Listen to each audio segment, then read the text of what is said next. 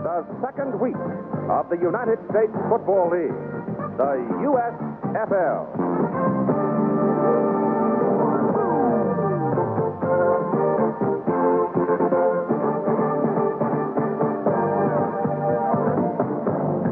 The New Jersey Generals and the Philadelphia Stars.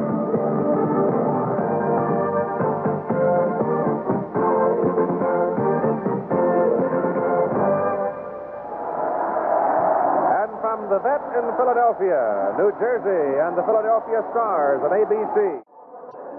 Hello again, everybody. I'm Keith Jackson. And once again, we have been blessed by good weather. The cold and wet days of the lingering winter in the east moved on out and brought us bright sunshine temperatures in the mid-50s for today's ball game between the Stars of Philadelphia and the Generals of New Jersey. One of the prime worries of the USFL going into this season was parity. Would there be parity amongst the 12 teams, the original teams? Well, it seems some of that worry may not be quite as pronounced as thought, because two of the teams considered to be bullies in the USFL were beaten last night. The tough Chicago Blitz, coached by George Allen, got into quite a scuffle out in Arizona, and the Wranglers came on in the last 6 minutes of the ball game to score 18 points and pull it out 30-29 on a 33-yard field goal with just 1 second remaining to play, a crowd of more than 28,000. The other game played last night, the Tampa Bay Bandits defeated the Michigan Panthers roundly 19-7. John Reeves had his second big game in a row, and the attendance there just under 39,000. So a couple of surprises last night in the USFL.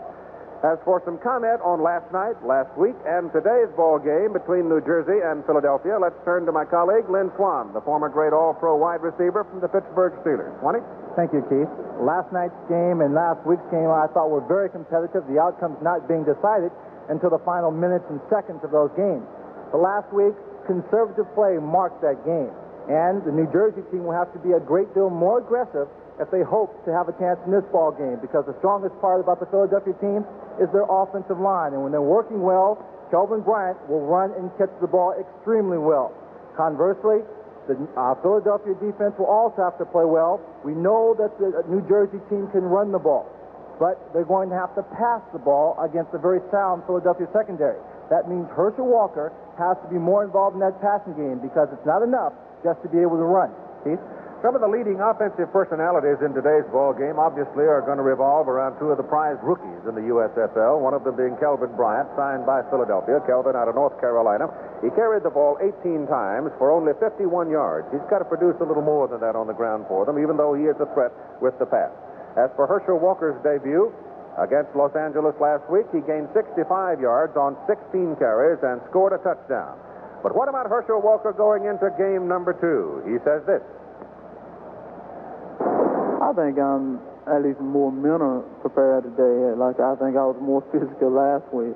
I think it's mostly mental and knowing the assignment a lot better than I knew last week. Well, at the quarterbacks in the ball game now, we noted going into today's program that Bobby Scott had a big week percentage-wise. He also threw the ball well and completed a lot of passes for a lot of yards, but he didn't win the ball game. Los Angeles beat him 20-15. When you complete 63% of your passes, completing 24 out of 38, you figure you're going to win. But it didn't work out that way. On the other hand, Chuck Fusina, who completed 55% of his passes, completing 16 of 29, ran one in for the touchdown, and that with 2 field goals made it stand up. But right now, Chuck Fusina, the quarterback out of Penn State for the Philadelphia Stars, is with our colleague Tim Brent. Chuck, New Jersey was rather conservative last week, and they did have some problems defensively in their linebackers. What can we expect to see offensively out of you guys today to attack that? Well, we're going to mix it up today, hopefully establish the run, and then work in the pass a little bit. It's a windy day. I think Kelvin should have a good day for us, and hopefully if he has a good day, then the passing game should go fine. Can we look for the underneath routes with Kelvin and also the timing patterns with Fiske? Yeah, I think so. We try to use a ball possession control type offense, and in that case, Kelvin and Fiske should get the ball a lot. Okay, Chuck, good luck today. Thanks a lot. Back up to you, Keith.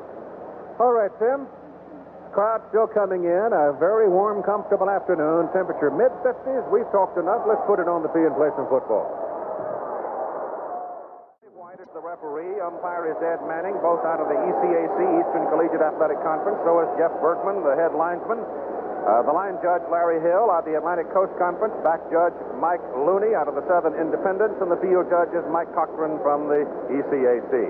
Philadelphia has won the toss. They will receive the football. The wind is quite brisk around the rim of the stadium. The vet is a bowl. The wind comes down into it and swirls around, and it can be particularly difficult.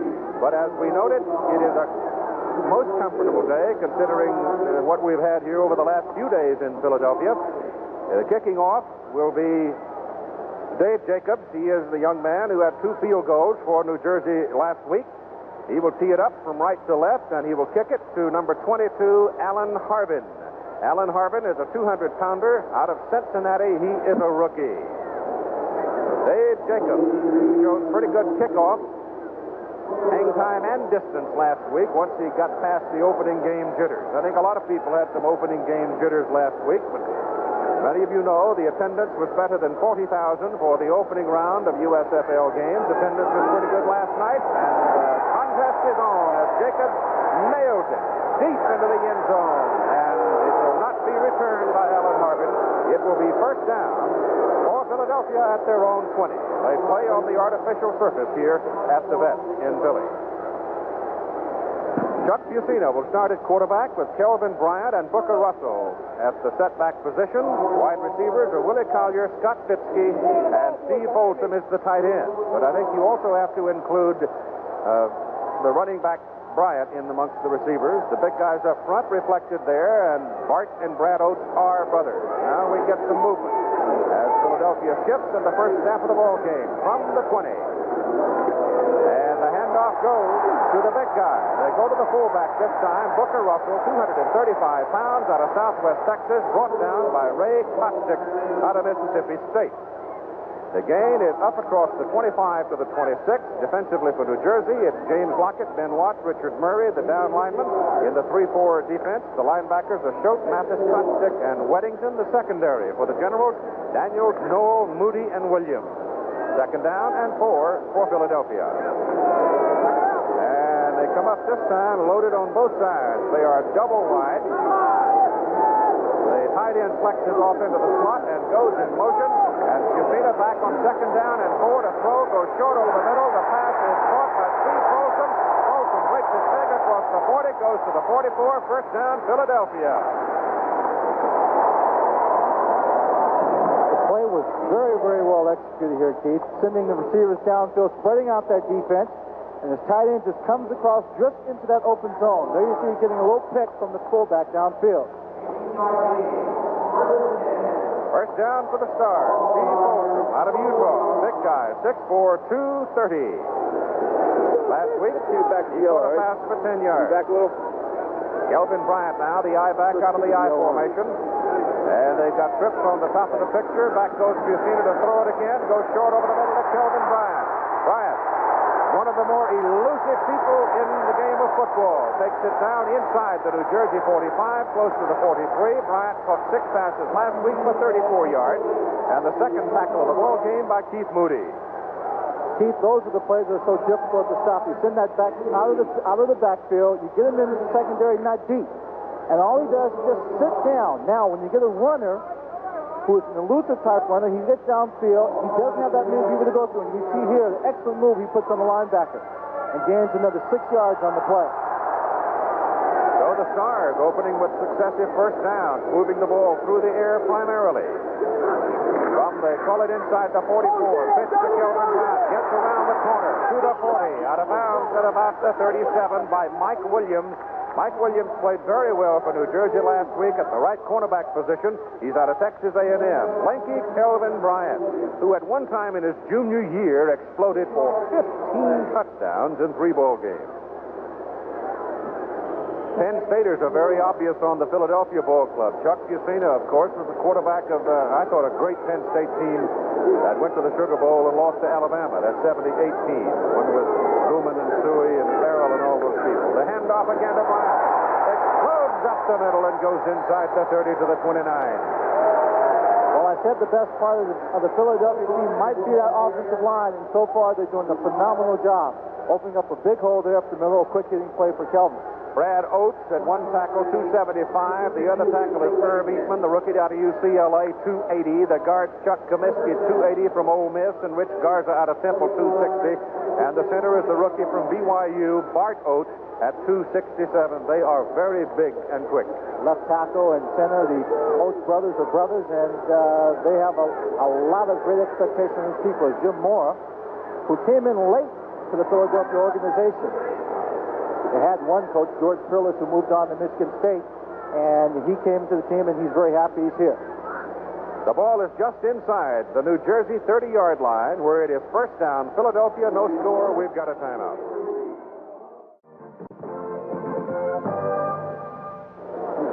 Chuck Fairbanks patrolling the sidelines for the New Jersey Generals, the head coach. He is also president of the organization.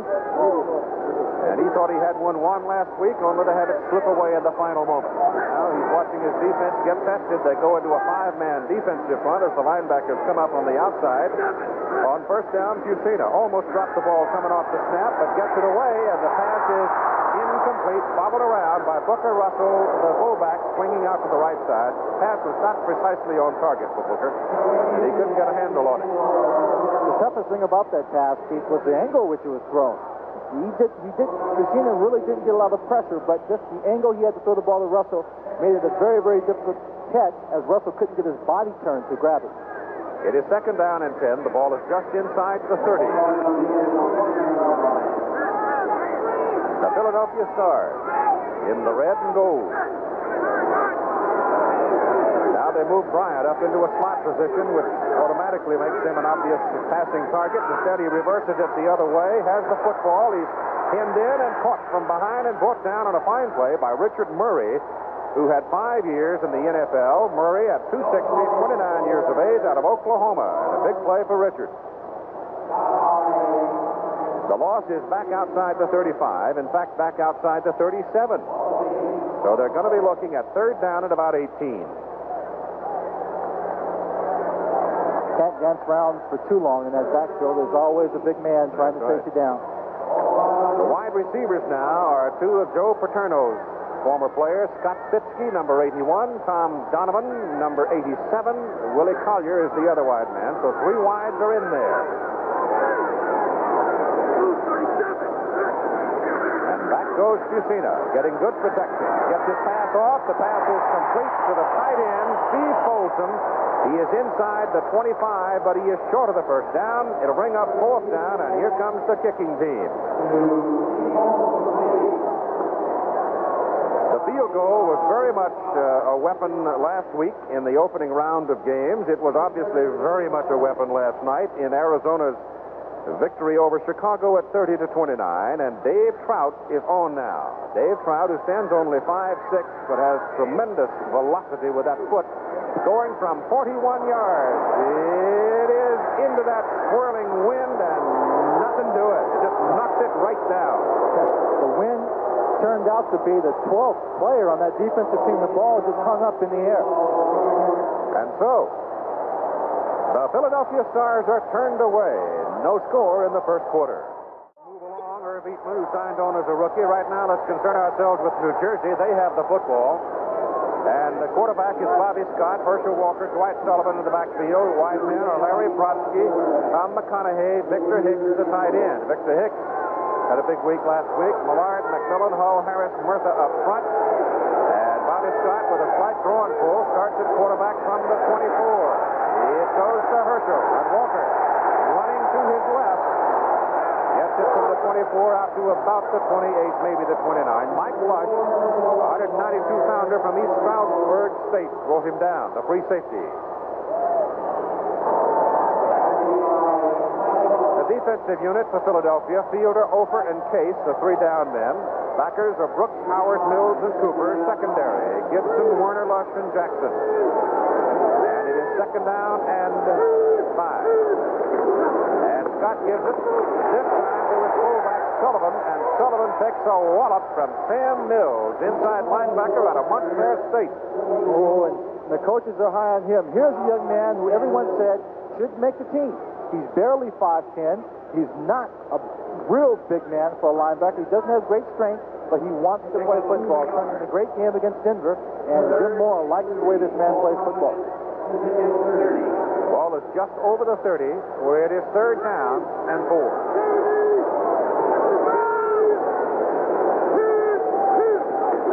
Got straight back. Over the middle, and it is caught. A great catch up near midfield by Mike Freedy. Mike Freedy, number 88, made a great grab. He was pretty well covered. He was very well covered. He had to completely extend himself to make this catch. Here we see Bobby Scott just going back, reading that secondary. Now watch the way he goes after this football. All in his hands, great concentration as he hangs onto it. Mike, good size, 6'3", 205, out of Indiana. And the handoff goes to Herschel. Fumble! Ball is in the sack. Philadelphia's claiming it. They've got it. George Cooper looked like the man that came out of there with it. As Walker took it inside, I don't know that Herschel ever really had it tucked away, and suddenly it popped up. Certainly it was a tough hit. Herschel gets the ball deep in his backfield. Dave Opar, number 94 there, and it's stuck. Yep. The entire middle of that line is crashing in all around him, and it just looks like he didn't have a good handle on the ball. Glenn Howard laid a hit on him. Glenn really stuck his helmet on the ball, and it came out of there. And here's Philadelphia now with an opportunity. First down at their own 46. Same alignment. Scott Fitzke comes to the bottom of the picture. And the tight end jumped ahead of the snap. The tight end, Steve Folsom, firing off the line of scrimmage, 1 count ahead of the snap. So that'll cost them 5 yards.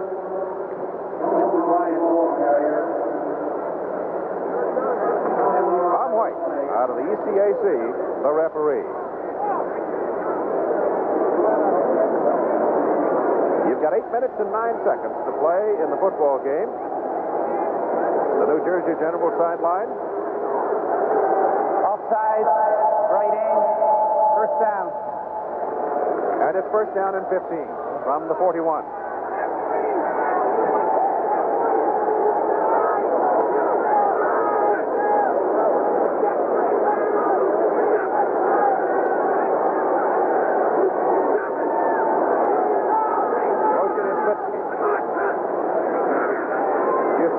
Look, throws to the short man, Brian, and Brian didn't look the ball into his hands and just slid right on through it.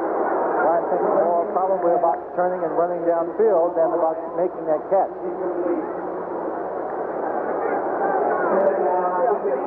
It's only the second game these people have played. Remember, there were no exhibition games for them to sort out the personnel. They had a mass of players, and from that group they picked 50. And worked for just about 10 days with them. Opened the season last week. They've had an additional week of work. And the offense probably a little more pronounced going into the second round. Once again, a Philadelphia running back does not control the football before he starts to run. And that time it's Booker Russell. I know if you've seen us not throwing the ball that hard, it's a nice slow pass. He's throwing it with a good deal of touch. They look easy enough to catch. Let's take another look at it here as he drops back. Again, the defense of New Jersey is dropping back awfully deep. They did it all last week. Here he just can't hang on to it. And that linebacker was a good 7 yards away from him when he had a chance to catch the ball. A lot of daylight. And when you got a fellow like Bryant, if you can get him in that open zone area and get him one-on-one, it's going to hurt you. They're down in 15.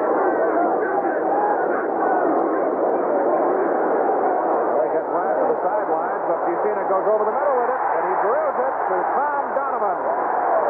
Donovan, number 87, slanting across the middle, brought down by Dana Noel. All last week, New Jersey team played a very simplistic zone defense, and here they're doing it again. They're only rushing 3 people, which gave Buchanan enough time to throw the ball. Here we see Donovan. He comes in, no great moves. He's just getting behind the linebackers, putting his hands in the air, and getting into that open seam of the zone. And they're one of the 3 deep safeties coming up to make a tackle. And it's the first down for Philadelphia at the New Jersey 42. Kelvin Bryant. gets a couple. Right now, let's check in with our colleague, Tim Brent. Keith, it was Glenn Howard who had a pretty good lick on Herschel Walker. Tell me about the fumble play. Well, it was a draw play to my side. The tight end blocked down on me. I just tried to get off of him. And I was free on contact. I hit Herschel a pretty good lick, but he broke my tackle, I think, and a couple guys about a yard downfield gang tackled him, and I turned around and seen the ball popped out. Unfortunately, we could get on it. Okay, Glenn Howard, back up to you, Keith. Thank you, Timmy. Second down and 8.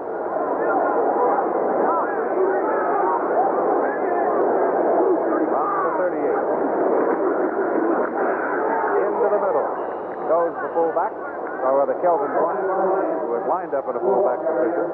Richard Murray again meets him and brings him down.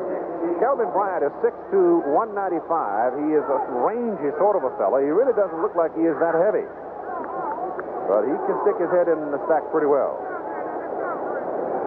Jim Mora, whose qualifications for a head coaching job is quite pronounced. The young man has done quite a job since he came here. It's third down and 5.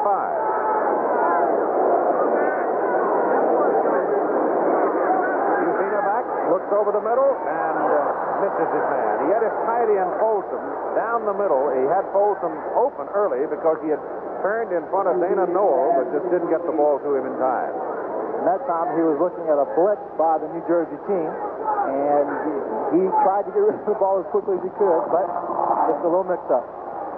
The punter for Philadelphia is a young man named Sean Landetta out of Towson State in Maryland in the Baltimore area, drafted in the 14th round. He averaged 44.7 in college. Last week he averaged 44.8 on 6 kicks. He shoots it for the sideline. He gets it up into the wind, and the wind blew it out on him. Let's see where they mark him. They're going to mark him up at the 18. So he didn't get out of it what he wanted, only 13 yards. And time is out with 4:58 to play in the first quarter.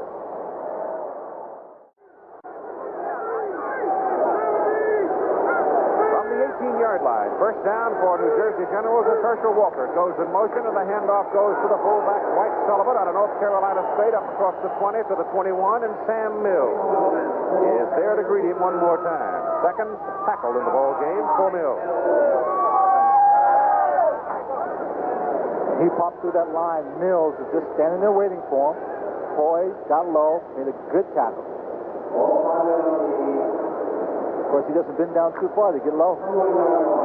He picked up, let's call it 3 yards, make it second down and 7, just outside the 21. Reedy is the man wide, and again, same lineup as Walker goes in motion, and Sullivan again carries up across the 25. New Jersey trying to get a little movement offensively in this ball game from their ground troops. You see Sullivan, the big fullback, carrying the ball, but up front it's Brian Millard, 282, Troy McMillan, 260, Kent Hall, 256, Wayne Harris, 269, Greg Murtha, 261, and Victor Hicks, who was very active in the pass patterns of last week at 6'3", 256. Victor has not seen the ball as yet. And this, of course, being the second game of the season, they had a chance to look at some films and scout each other for the first time. Third down and 2, and Walker has it. And the sweep right may not have produced the first down. It'll be close. And it looks like they're going to call it first down.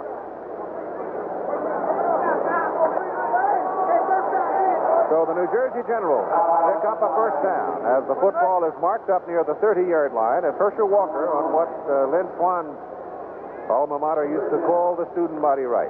Herschel, of course, the Heisman Trophy winner, 3 brilliant years at the University of Georgia under Vince Dooley. The young man that set off the storm as he walked away from his senior year of eligibility to turn pro. Back goes Bobby Scott, whips it upfield, pass is on the money to McConaughey up at the 45. So Bobby Scott out of the University of Tennessee, who spent 11 years as a reserve quarterback with the New Orleans Saints, throws one on the money to McConaughey, who comes out of Central Arkansas. Tom McConaughey is very much a technician when it comes to running his pass patterns. Not great speed, not a great deal of quickness, but very precise with his routes as he just caught a short hook in front of the zone. He caught 4 for 61 yards last week. Here's Herschel Walker. Going to the right side, trying to pop it out of there. He gets 2 yards. And there's no question, Len, when Walker's got the ball, the defense is looking for him, and we've got a teaching and coaching going on the sidelines right now. As Walker goes back into the huddle. I think that is also a reason why they're sending him in motion early, to find out if any one person is going to key on him, and they're trying to spread out that defense a bit. Slauson now is in. Mark Slauson, 6'3", 195, wide man to the bottom of the picture. Big target. Scott gives it to Walker. Up the middle he goes, and he is rolled back after a yard. And you see the middle of the line. Howard, Mills. Let's take a look at Mills. Again, not a very big man, but he hangs in there real tough, reads his keys, and there right in the center of the tackle, gets the first hit on Herschel Walker. Number 54. Ball is just short of midfield. Call it third down and 6. Walker now 5 carries at 18 yards.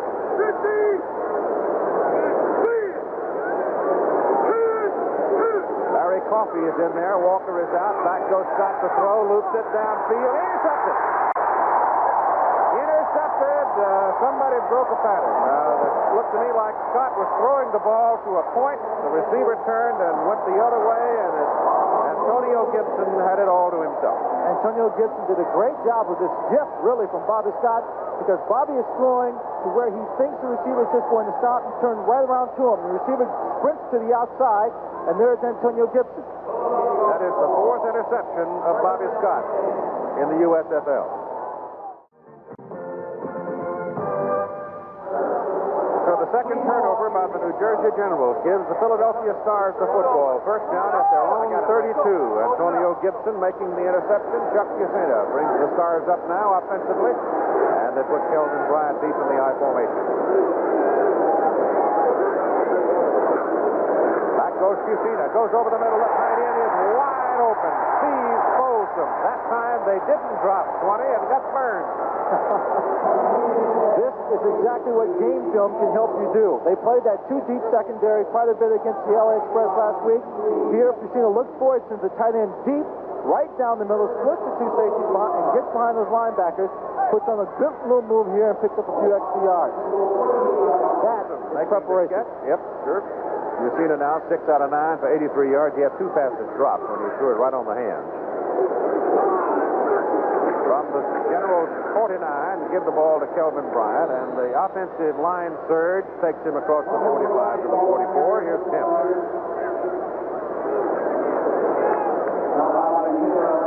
Quick flag time on me. Momentarily he had me beat, but I had a good reaction on the ball, broke back up on it, and I made a pretty good interception. Okay, thank you, Antonio. Back up to you, Keith. Talking to Antonio Gibson. Late getting the mic open so you can hear his name. We've got into the first quarter. We have no score in Philadelphia under blue sky and bright sunshine. Philadelphia's ball, second down, 6, just inside the 45 of New Jersey. No score. We're at the Vet in Philadelphia. USFL action here on ABC. New Jersey's turned the ball over twice. Supported their offensive movement so far in the ball game. Chuck Yusina, the quarterback, calls Scott Fitzky in motion, drops back to throw. He's on. He had a lane, he pulled it down, and he took a lick. Coming up to hit him, and hit him with some authority was Tom Woodland, number 71, and Mike Weddington, number 52. It was Woodland who was very much involved last week in that 4th and 1 play in Los Angeles. To see the stats here from the first quarter, and obviously the Philadelphia team in the lead, but what it doesn't show is that the field position. The Philadelphia has had field position throughout the game, and that Dave Trout's field goal attempt, there was a 12th man on the field, a win, which literally held that field goal attempt in midair and stopped it from going through. Both teams right now just playing up and down the middle of the field. Chuck Yusina trying for the first down, trying the hook slide, didn't get it as Woodland knocked him back, and he comes up just about a foot short of the first down at the 39 of New Jersey. So it'll be third down and very short. Yusina Signed the NFL, a couple of NFL teams that'll look at it, including Tampa Bay, a lot of Penn State. I think he fumbled the ball, didn't he? Looks like he lost the snap there, but He fell on it. And got enough for the first down, looks like. here we see he takes a snap here, and there it is. Just popped right through his hand. But that line is coming in to wedge foot on that particular play, a wedge type blocking. So the ball was protected by them shielding, and he was able to fall on top of it. They'll have to measure it. He only needed about a foot, and he's probably pretty close to it. We're just starting the second quarter of play, and we've had mistakes in the ball game, a fumble and a turnover by New Jersey. And he's still short.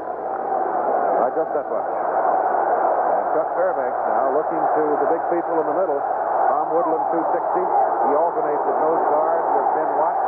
Richard Murray, 260. Lockett, 259. Of course, in this particular instance, the linebackers are going to have to step in there and do some stunting because you figure they're going to send somebody, maybe even the quarterback, will just take it and bang it up the middle. They've got Jeff Rodenberger in there now. He's a big guy, 6'3", 235 pounds, out of Maryland.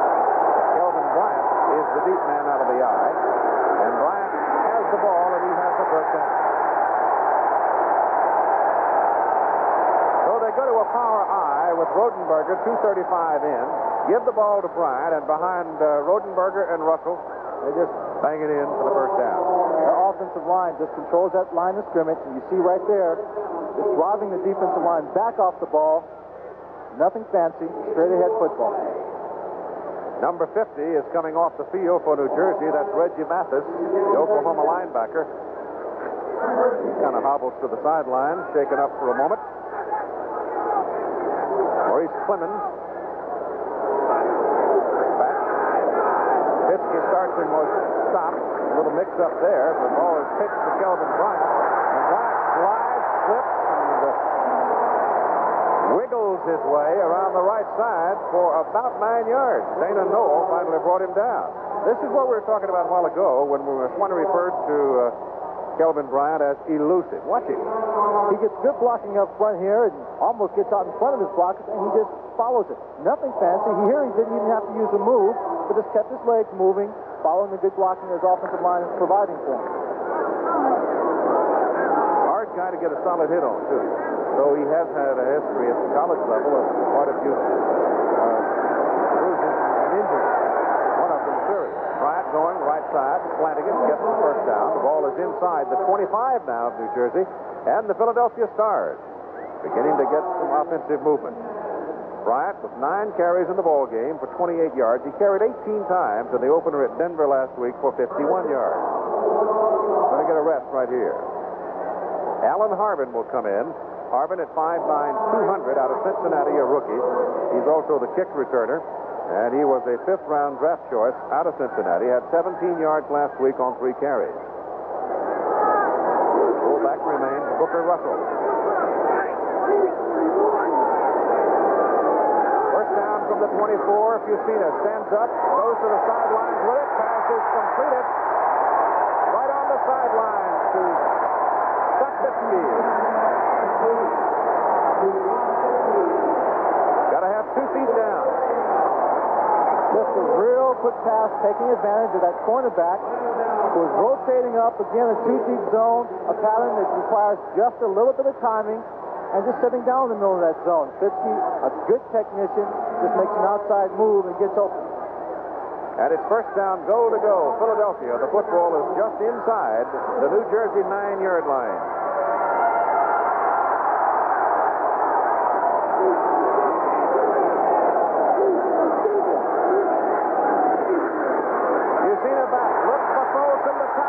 Throws in the middle instead. Pitzke touchdown.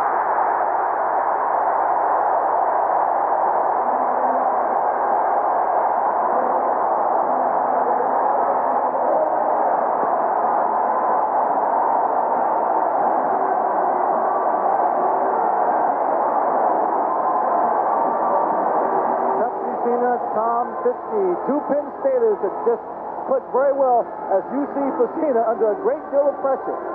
And Fitzke comes up with a great pass. Fitzke's been a couple of years down in San Diego, and he has grown accustomed to seeing all kinds of defensive coverages, so no problem for him getting open. Dave Prout hits the upright and kicks it out of there. So Dave Prout out of Pittsburgh hooks it, hits the left upright, and the ball ricochets away, and he misses. At 11 minutes and 50 seconds to play in the first half, the Philadelphia Stars take a 6-0 lead over the New Jersey Generals, but they miss the extra point. Former teammate at Penn State, Chuck Mussina, for the touchdown that puts them on the board.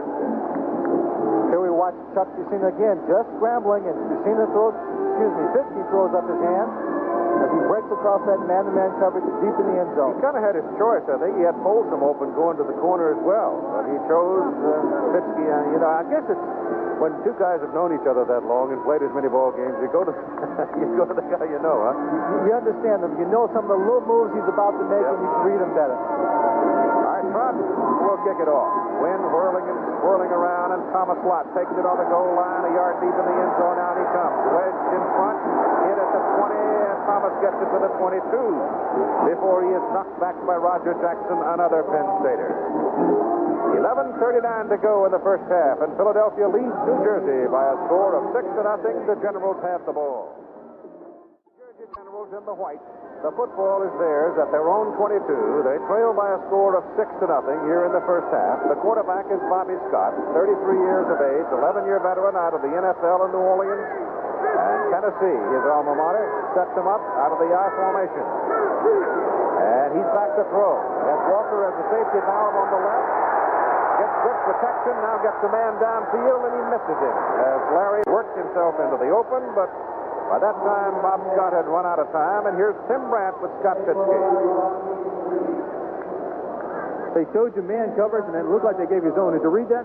So I read, I was in the slot, and I read the guy up on me, and I thought he was going to hang on me all the way. I put a little move outside and went across the middle, and I just saw an opening in the corner of the end zone, so I just sprinted for it and turned around, and Chuck threw it to me. You and Chuck go back a long way. You still look comfortable. Yeah, well, we've been practicing real hard for about 4 weeks, and, we hope to do the best we can. Okay, Scott. Back up to you, Keith. Second down and 10. Thank you, Timmy. He's got 11 and a half minutes to go in the first half. Back to throw it again. He's got Walker out in the pattern, and Herschel's got the ball. He is hit at the 30, and he is drilled back by Scott Werner. Scott Werner was the safety man and an All-American at Georgia in the year the Bulldogs won the national championship and beating Notre Dame. And here's a look at Scott. Not a fast defensive back, but real smart heads-up ball player. Reads the quarterback extremely well as he just sat back, waited for Herschel Walker. Sam Mills now, number 54, that inside linebacker. You see him, Sam. Again, he's looking for action anywhere he can get it. And it's third down and 2. They reverse it. Ball goes to Clausen, and Mark Clausen on the reverse has got a first down and then some. The 195-pounder out of the Citadel, finally brought down by Roger Jackson. It's first down for New Jersey. That's a play they ran last week with some success against the Los Angeles Express as well. Ball is moved out to the 42. Steve, I always have to wonder when a team early in the ball game resorts to this kind of offensive game, the trick plays, because they can't do anything with the defensive line. They're not loosening them up, running their regular offense, so now they're reaching into the bag of trick plays, hoping that will confuse them, and now we see a formation change here. And they've got Victor Hicks now shifting around, but Victor's not seen the ball today. As Herschel Walker goes to his left and gets up to about the 45 for 3, and a penalty flag is thrown. So we get our second penalty of the ball game.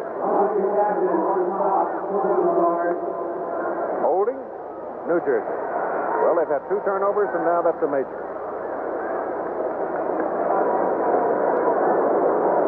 Back them up 10. Time remaining first half, 9 minutes and 54 seconds. Bob Scott last week, 63% at 24 completions out of 38 passes. Tom White, Holding. referee. 63 on the white. First down. Troy McMillan, rookie out of Illinois. Troy had a year. I had a training camp anyway in the NFL and was dropped. So he qualifies as a rookie in the USFL. 6-0 lead, Philadelphia. All back on the 33. It's first down and 20. Up the middle goes Dwight Sullivan. Hard running back. Oh, he's a big, tough kid out of North Carolina State. Up to the 40-yard line. He picked up on that carry about 7 yards. I thought that Maurice Carthen also looked like a strong runner. What little we saw him last week. I think eventually Maurice Carthen could be moved into that backfield as a starter. The coaches are very high on him. They believe with a little more time and experience, getting a little bit tougher, that he will move into the starting role of fullback. He's just 21, a rookie out of Arkansas State. Right now, you got Herschel Walker lined up as the I-back. Fake to him. Shot pass. Intercepted. Picked off by George Cooper, a linebacker. And here's Philadelphia. Good field position again as Bobby Scott is intercepted now for the 5th time in the season. 2nd time today in the 3rd New Jersey turnover. On this play, Victor Hicks, number 81, is the intended receiver. He has his back just to the ball. He didn't turn around to make a play for the ball. There we see Cooper picking off. Last week, Cooper had a very, very good football game, always around the action, making a big number of tackles. And it's first down Philadelphia at the New Jersey 32. Now let's see if that big Philadelphia offensive front then blow the New Jersey defense off the ball again.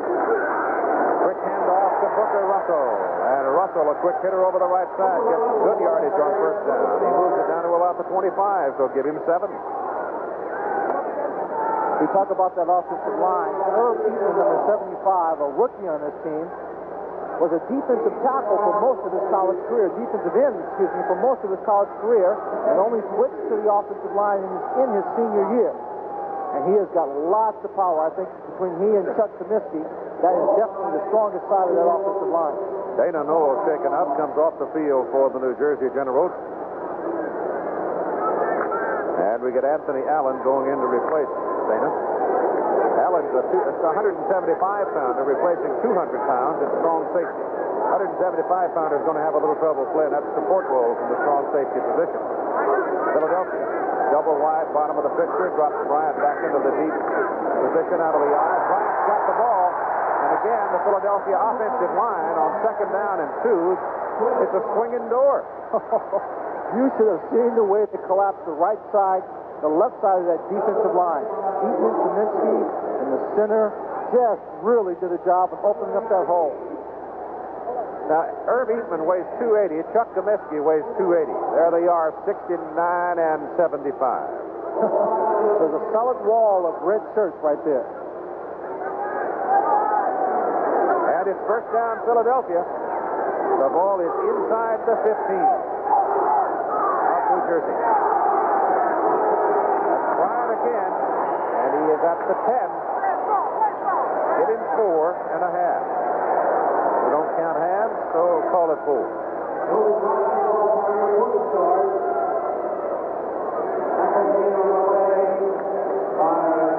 Bryant now with 43 yards, and Kelvin's been busy today. He's carried the ball 11 times.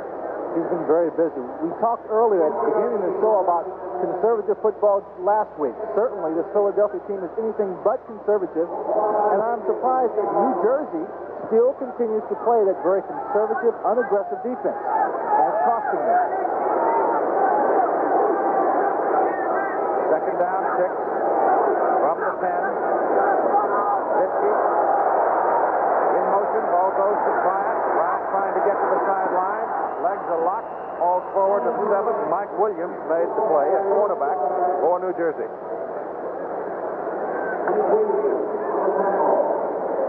Mike Williams is going to be one sore man if this Philadelphia team continues to run out there. They're not getting a lot of support from their linebackers. The linebackers aren't getting out there, stopping the line from blocking and pulling, getting out in front of Kelvin Bryant. Ball is at the 7. Bryant is out. Collier, Fitzke, Donovan are wide people. Lone remaining back is Booker Russell.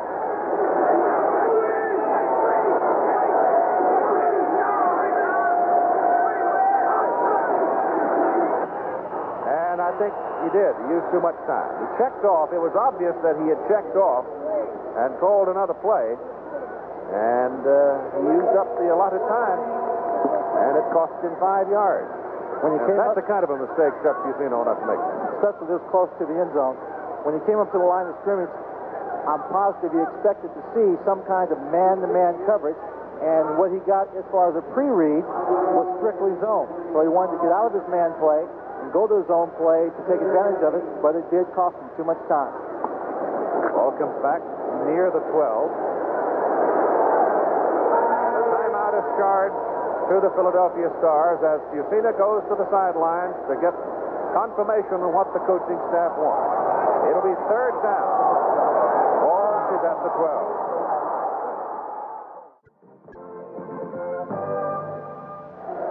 6 minutes and 47 seconds to play in the second quarter. Philadelphia leading New Jersey 6-0. The Stars were really close to knocking on the door, but they got a little mixed up in their offensive situation, and they used up the 30-second clock. And the stadium clock now is a little bit askew, so they're going to run it down and get it corrected. In the meantime, Keith Moody has come to the sidelines, the defensive captain for New Jersey, to see what it is that they might try to do in order to hold Philadelphia away from the end zone. Third down with the ball sitting just inside the 12-yard line.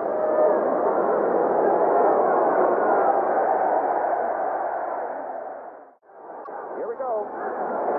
You see that? Straight back. Good protection. Got a lot of daylight in front of him. He's to the 5, down near the 2. And it is fourth down as Keith Moody made the tackle. Keith Moody, number 21, free safety for New Jersey, the head football coach at Rockport State in New York. This play takes a little time to develop, and what Chuck Fusina sees is just a big hole. He thinks he can run it in for the score. Back on the other side, they're running a route, a little bit of a pick route, and he just doesn't have time to wait for it to develop. They got a first down out of it. At first and goal, just outside the 2, give it to Bryant. Bryant, touchdown.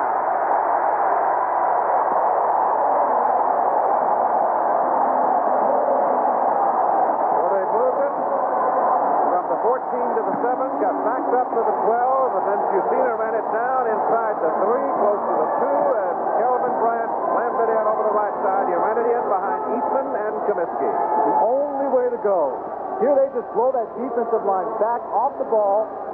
Kelvin Bryant dives in for the score. And it's a 12-0 ball game.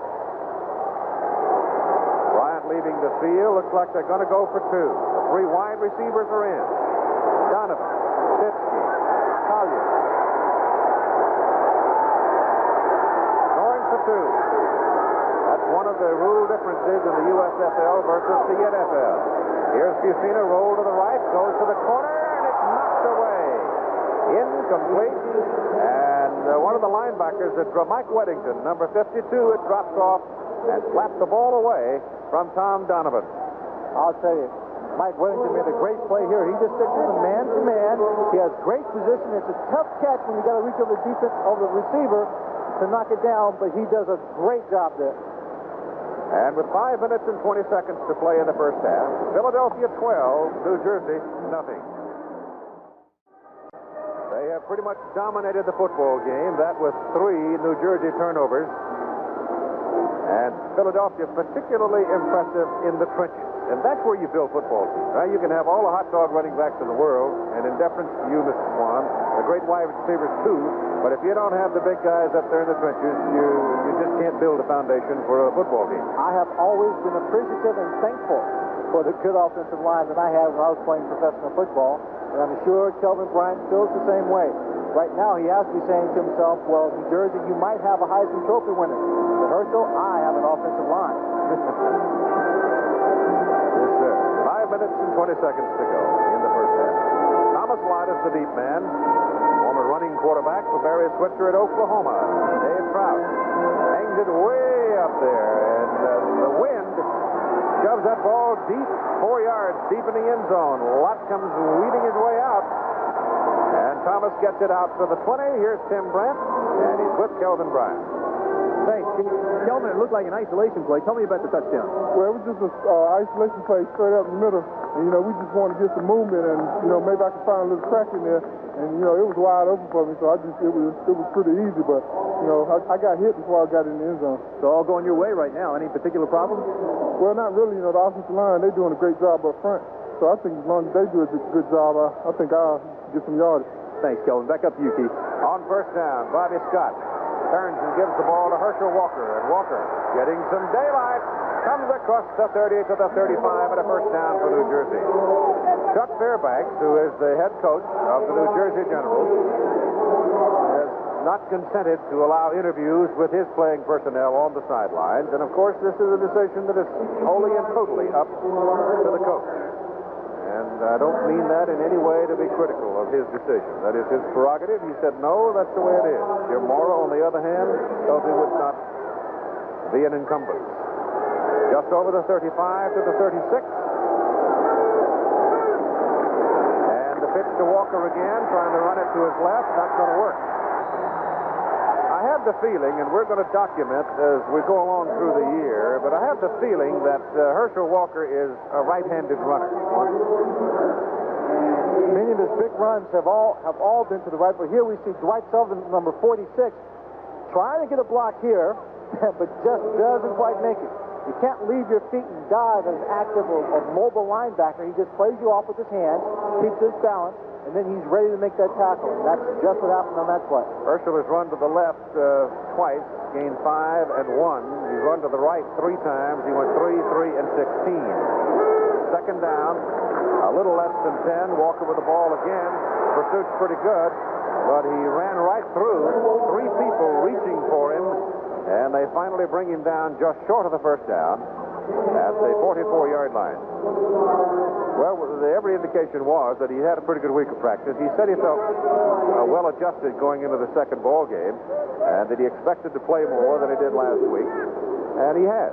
He comes out of the ball game right now to get a breather, and Larry Coffey goes into the ball game for New Jersey at the running back position. Larry Coffey is out of West Virginia Wesleyan at 198 pounds. Third down and 1. Ball goes to Sullivan, and it'll be close. It will be close as Mike Lush, the free safety, number 27, comes up and hits the fullback Sullivan right on the number. Philadelphia had just about everybody up looking for a short run on the inside. Bobby Scott here makes a handoff.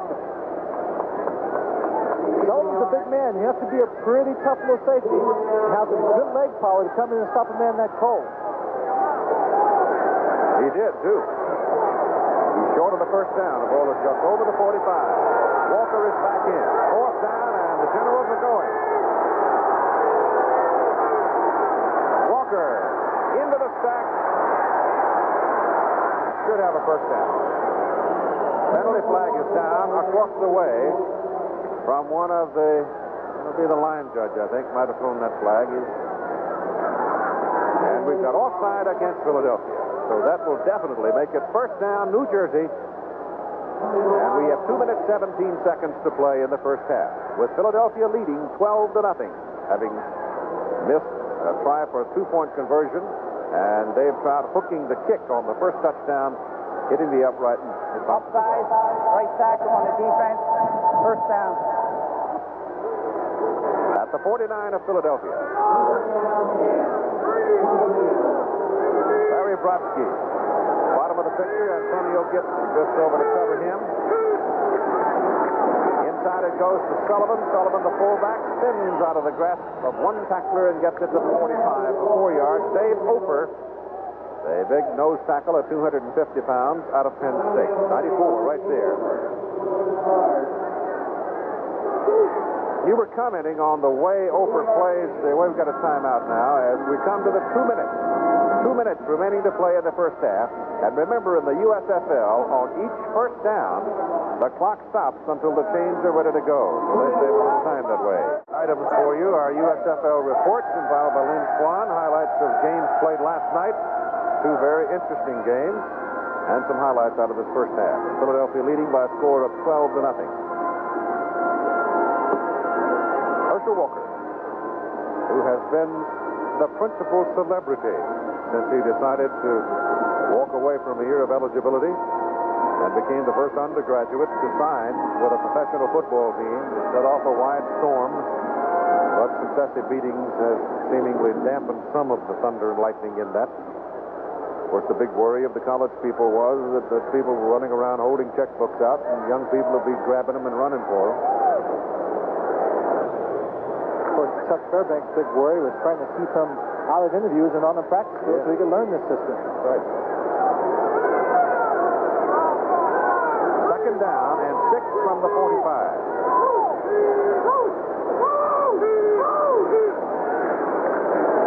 Bobby Scott back to throw. Goes to the sidelines, and the pass is intercepted by Mike Lush.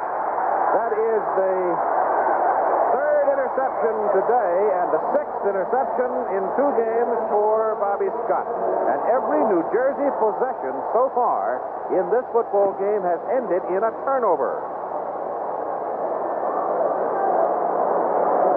Here we see Tom McConaughey, and we felt at the beginning of the show, here's a guy you've got to get the ball to, but Lush, you see, he's not looking at McConaughey, he's looking at Bobby Scott. He read the quarterback all the way, and his eyes followed him right to the receiver. And we have 1:54 to play in the first half. Philadelphia football, first down at their own 34, leading 12-0. 4 New Jersey turnovers. My goodness. Trying to jump quick here, I think, because they go double wide to the bottom of the picture. Usina gives it to Kelvin Bryant, though. They go to the ground, and he breaks it big for a first down and then some. Out of bounds, stopping the clock on the New Jersey side of the field at the Generals 47. Rod Schultz finally shoved him out of bounds. Again, he's running behind the right side of the team, as we see here. Kaminsky gets a great block sealing it off there. Walker Kelvin Bryant just steps to the outside, uses his speed, and stops the clock. The other running back. He stretches his back a little bit there. Kelvin now 14 carries, 67 yards. Alan Harmon in, right out for a breather after that fine run. Usina back to the sideline. Pass is complete, and again out of bounds. And another Philadelphia first down at the New Jersey 31. Tom Donovan made the catch.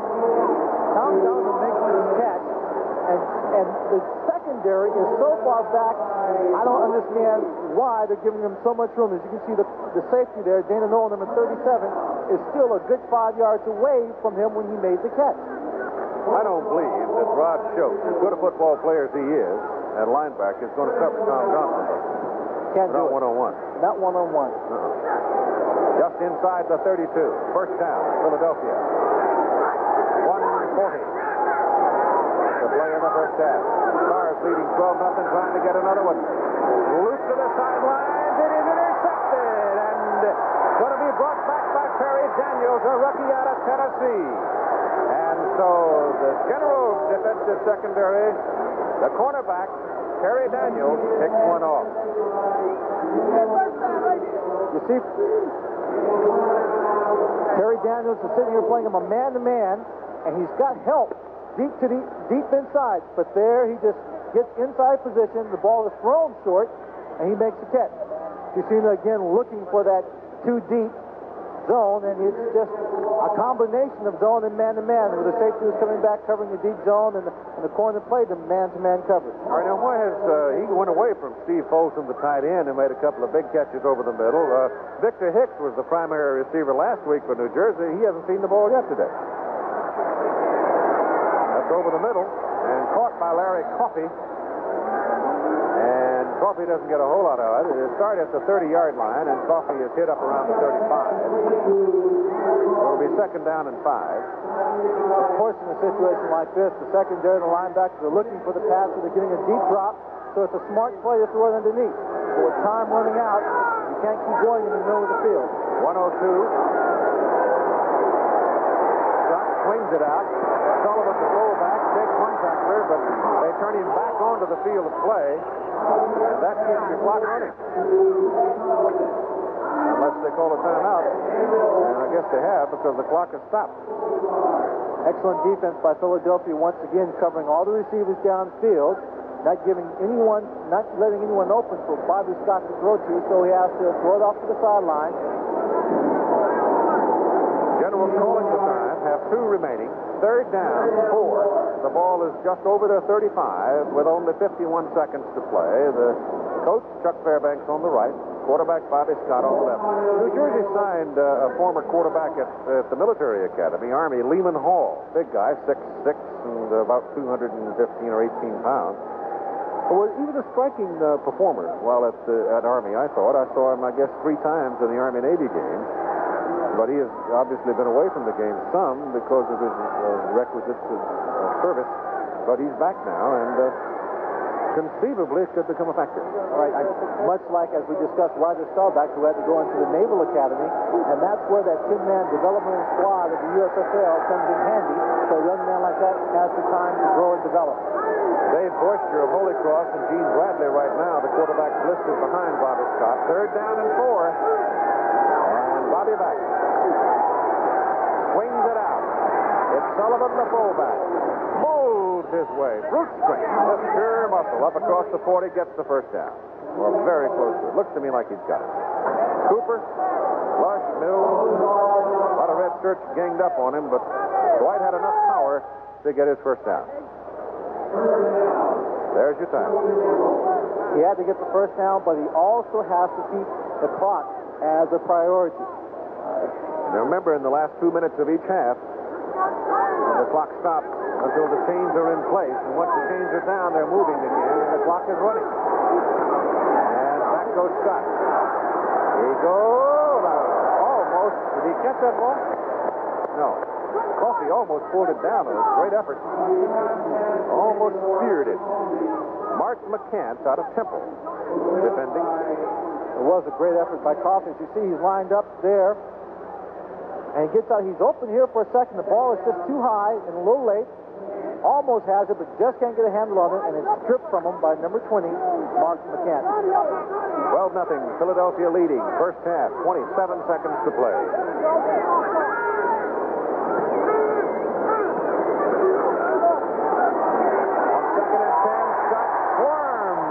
Inside the 35, back at the 33, Frank Case, defensive end out of Penn State, leading the charge at 6'5" and 252.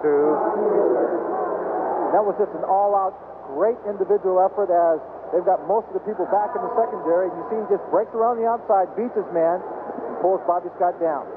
Time called by New Jersey. They have 1 remaining. And if they do have a gimmick play in the book, now might be a time to try it. Philadelphia having dominated the 1st half. Now is a time when they certainly need it, but with everybody in that secondary so far back, deep, looking for the big pass play, I don't know if it can work now. I think one of the things we want to watch here in this 2nd half, too, is why Victor Hicks has been so quiet today. And I got a sneaking hunch Scott Werner may be part of the reason, because Werner, being the strong safety, would seemingly be the man to cover that tight end when he goes out, and Victor Hicks has not seen the football. And certainly last week he did a very good job against Denver.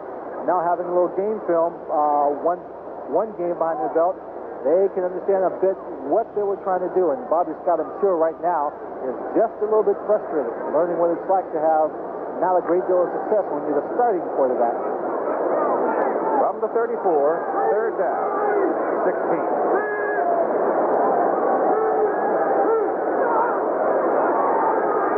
On a fly, he goes for him, he turns it back inside, and Larry makes the catch across midfield. That'll be a 1st down. The clock will stop at 13 seconds.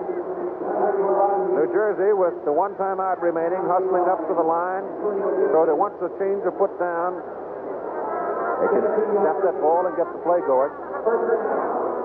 Chain is down. Referee Tom White winds the clock 10 seconds. Scott back, whips it to the sideline. Sullivan makes the catch, picks up about 3 yards on the reception, but gets out of bounds with 5 seconds remaining.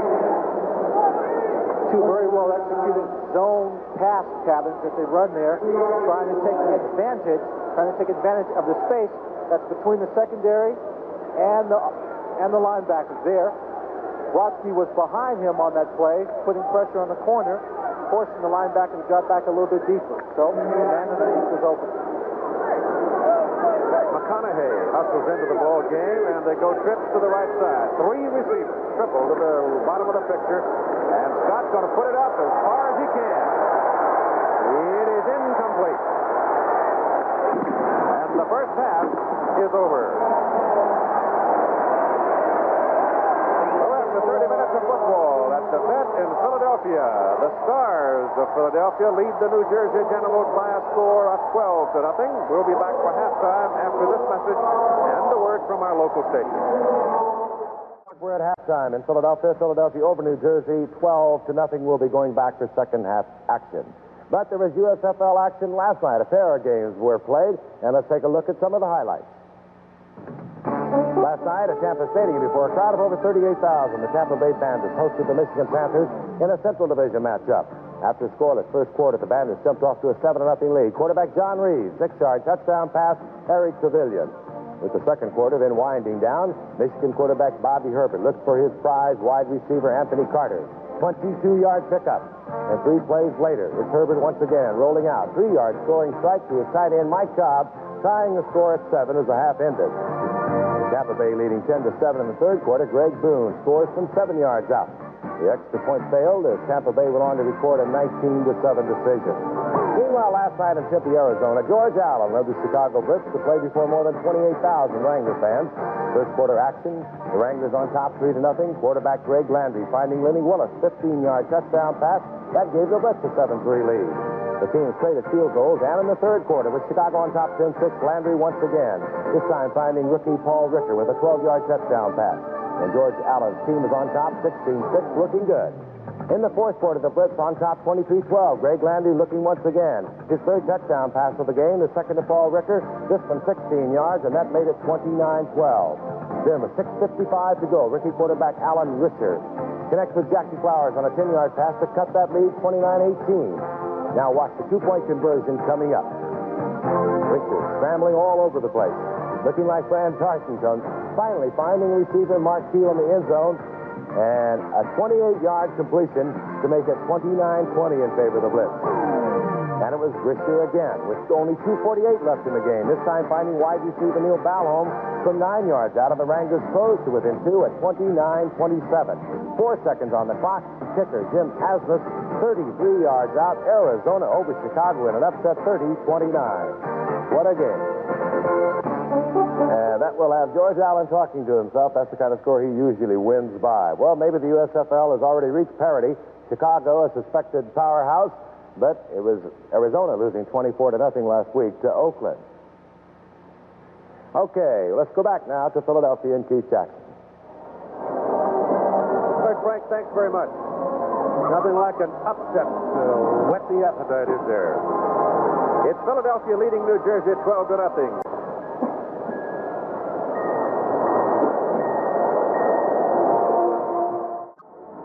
Mr. Lynn Swan, let's talk about this first half. Of course, turnovers are very obvious. When you turn it over 4 times, chances are pretty good you're going to be behind.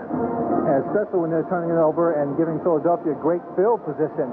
And that offensive line of Philadelphia is doing a great job. Eatman, Kaminsky, the Oates brothers are just dominating that defensive line to no end. The first half numbers reflect in total yards decided edge for Philadelphia in passing as well as running. And go back down there to your turnovers, 4-1. That's pretty tough. Looking now at some of the highlights out of that first half, the first touchdown where Fusina throws 8 yards to Fitzke. Well, that's just that old combination from Penn State, working out some kinks and having a great deal of success here. Simple little pattern across the field, and as you can tell, Scott Fitzke's a little happy about it. And Calvin Bryant, the Ranger fellow, there's another angle of the Fusina Fitzke touchdown. Now, Calvin Bryant, the lanky fellow from North Carolina, slants it in from 2 yards. It's just a great example of what that offensive line is doing. He gets behind Eatman and Kaminsky, and he falls over because there's no one there to stop him. What does New Jersey have to do? For obviously, they've got to quit turning the ball over. And they obviously went to their ground game. They tried to get some movement offensively on the ground. Didn't get much out of it. Bobby Scott had some time to throw, but I don't think Scott can go deep. Scott can't go deep. And that's why they're trying to execute a ball control offense. I believe what they have to do is mix up that offensive attack and open it up a good deal more. They have to get their back down the middle of the field into the secondary to create some confusion. And then they've got to run to the outside and get, again, McConaughey involved because he is a very precise receiver when it comes to the pass route. Herschel is not having a great day. And I think Herschel, we all know Herschel can run, provided he gets some blocking. Nobody can run without blocking. Right. But we haven't seen him get down into that secondary to affect him on the passing game. And we all feel that we've discussed it, that in this new league, passing is going to dominate. Certainly, it's opening things up for the Philadelphia team. New Jersey certainly hasn't established very much of a passing game and has not used Herschel Walker much. Okay. All right, we're at halftime. It's 12-0. Philadelphia leading New Jersey, and we'll be ready for the start of the third quarter after this commercial message and the word from our local station. With his Philadelphia Stars leading 12-0, let's find out what Jim Morrow thinks about the state of things here. Thank you very much, Keith. Jim, the story of the first half obviously had to be turnovers. What are you doing defensively to confuse Scott? Well, we're not doing much different than we've done last week against Denver. Our defense came up with 6 turnovers last week, and we've got some today, which they're just playing hard. They're playing very opportunistic defense, and I hope we can keep it up the second half. It looks like he's having a tough time reading. He's definitely throwing into coverages. Are you using some combinations out there? No, we're pretty basic with our coverages. We're not doing too much to confuse him, nothing different than we did last week.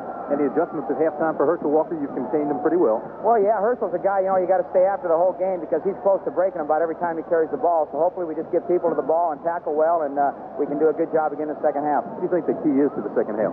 Well, again, we got to contain him, and defensively we've got to keep coming up with the big play, and offensively we've got to move the ball. We can't let down. We've got to come out of the second half thinking it's a 0-0 ball game and play real hard. Okay, Jim, thank you very much. Keith, that's the story down on the sideline. All right, Tim. Incidentally, Herschel Walker was on the field for New Jersey for 21 of the 30 offensive plays they ran in the first half.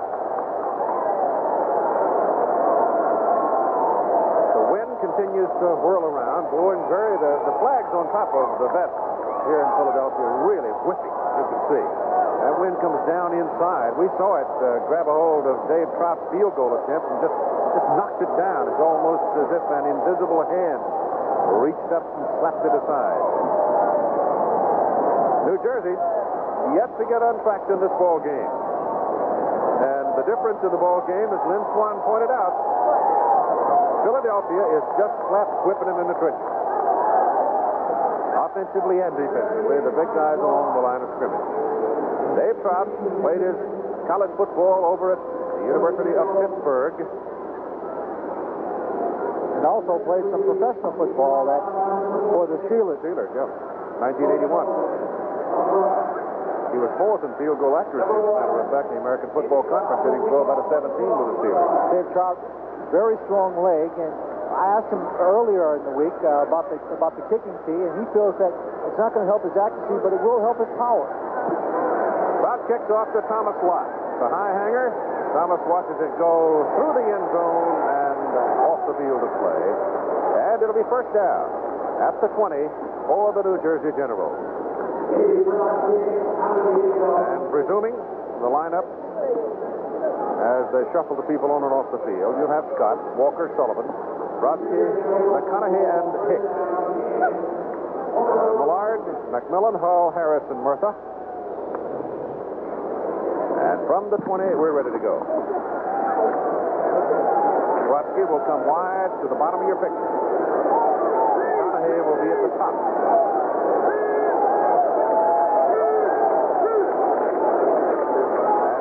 Sullivan, the fullback, for 4. The defensive unit for Philadelphia, 3 down linemen will be Fielder, Ofer Case. Linebackers are Brooks, Howard, Mills, and Cooper. And the secondary, Gibson, Werner, Lush, and Jackson.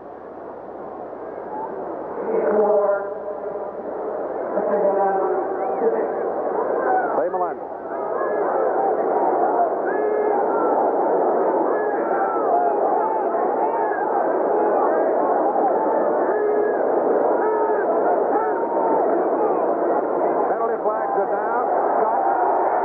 Drops the pass, complete to Victor Hicks. First time Hicks has seen the football all day, and there was a very clever little game of cat and mouse being played. Scott Werner, I suggested to you earlier in the first half that Werner, the strong safety, is playing that tight end. Let's see what the penalty is. I think it's against New Jersey. It is. Werner had moved up, and then he started to drop off. And it looked like that Bobby Scott might have picked an audible right there and decided to go to Hicks. In the meantime, Werner just came right back up to him. Disguising that defensive coverage. You can play a simple zone, as Moore indicates, his defensive secondary is playing nothing too fancy, but just by making the subtle movements, you can create confusion. Illegal motion on the white. Second down. Break the concentration. Get a little bit of a movement on the offensive front. As a result, you get a 5-yard penalty.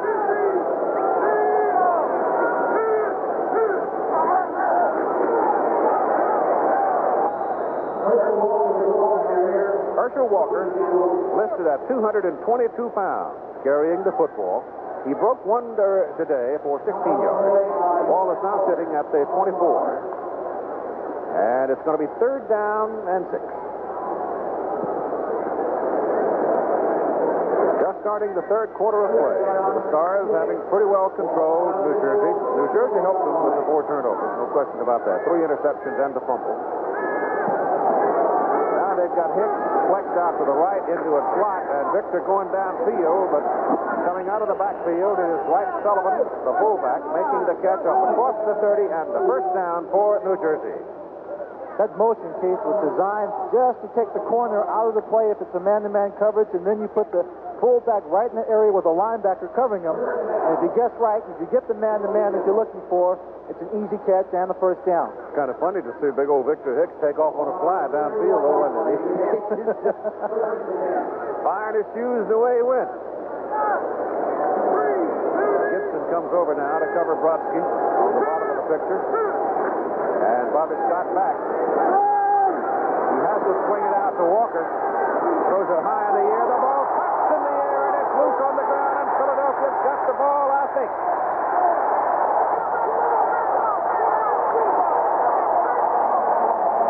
They do. Second fumble for Walker. Scott Werner comes out of it. So 2 Georgia boys involved there. Ball knocked loose from Herschel. And they're starting off just where they picked up. First, let's take a look at Don Fielder, who comes in and really starts this play going off that, as he calls it, Bobby Scott, to fake that pass, to draw the ball back because he's right in his face. And here Herschel just gets popped. Ball is loose. Scott Werner, again, aggressive play on his part, in on the tackle, in on the fumble recovery. And Philadelphia knocking on the door again. Second by Herschel Walker on this fumble. And as Glenn pointed out, defensive pressure there, forcing Scott to throw the ball high. And now Walker has to jump up in the air. And then here it comes. It's bang, bang, and the ball is loose. And the Stars have it, and they have it 1st down at the New Jersey 31. And Chuck Fusina pitches it out to Kelvin Bryant. Bryant behind the right side of the line gets a couple of yards. That time the penetration by the New Jersey linebackers a little bit better.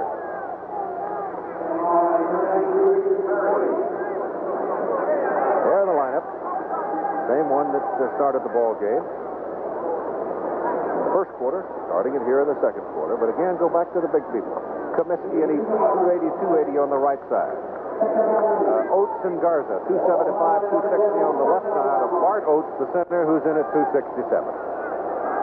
Steve Folsom's been quiet. He was used a lot early. He hasn't done much lately. Might be saving him. He's going toward the end zone, curls it back in the middle. Fusina throws it and hits him. That was Donovan. That was Tom Donovan, not Folsom. Donovan coming out of that the tight end side. Downfield, 15, and came back to get it. Donovan just does a good job here. Nothing fancy again. Getting in between the seams of that zone defense. Fusina had more than enough time to throw that pass. Irv Eaton was demoralizing his man on the line. And the ball is at the 19. 1st down for Philadelphia. High formation, Bryant deep. Kelvin has it, and he is hit at the 19. Falls ahead for a yard. James Lockett, a 259-pound defensive end from Missouri, slanting across, got him early.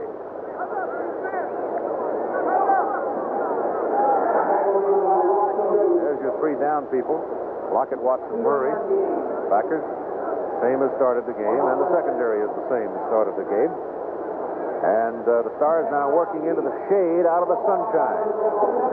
Not a cloud today, but it was cold and wet for the last 3 or 4 days in this part of the country. Chuck Fairbanks watching from the sidelines. His Generals down, and they're in trouble again against a very good-looking Philadelphia football team. Busina is back. He loops it up. He's got Donovan, and he just missed him. Just missed him. Donovan kind of got tangled up with Mike Williams and really didn't have a chance to turn on the burner. Just a bit, and the ball was thrown deep. Had he seen the ball sooner, he may have been able to adjust his route to make the catch, but Chisina gets a snap, and the ball is snapped a little bit early for him. There you see the contact, and he breaks away from it, but when he sees the ball, it's thrown deep and not across where his angle would have allowed him to make the catch. Once again, the wind might have affected it with a softly thrown ball. Wind could have floated it a little bit. It'll be 3rd down and about 8 from the 17.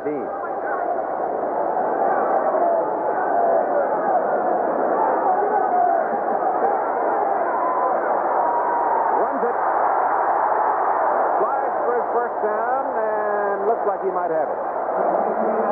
If he had put his head down and gone toward the goal line, there wouldn't be any question about it, but he tried to do the hook slide in front of Anthony Allen, and it's close. Where Anthony Allen hit him, it's a good thing he did do the hook slide. One thing about Chuck Chisina, when he decides to run, he doesn't hesitate, doesn't wave the ball around, he just puts his head down and goes. It is 4th down, and Philadelphia's going. Ben Watts comes hustling in. Big guy, 270-pound nose guard to set up a goal line defense for the New Jersey Generals.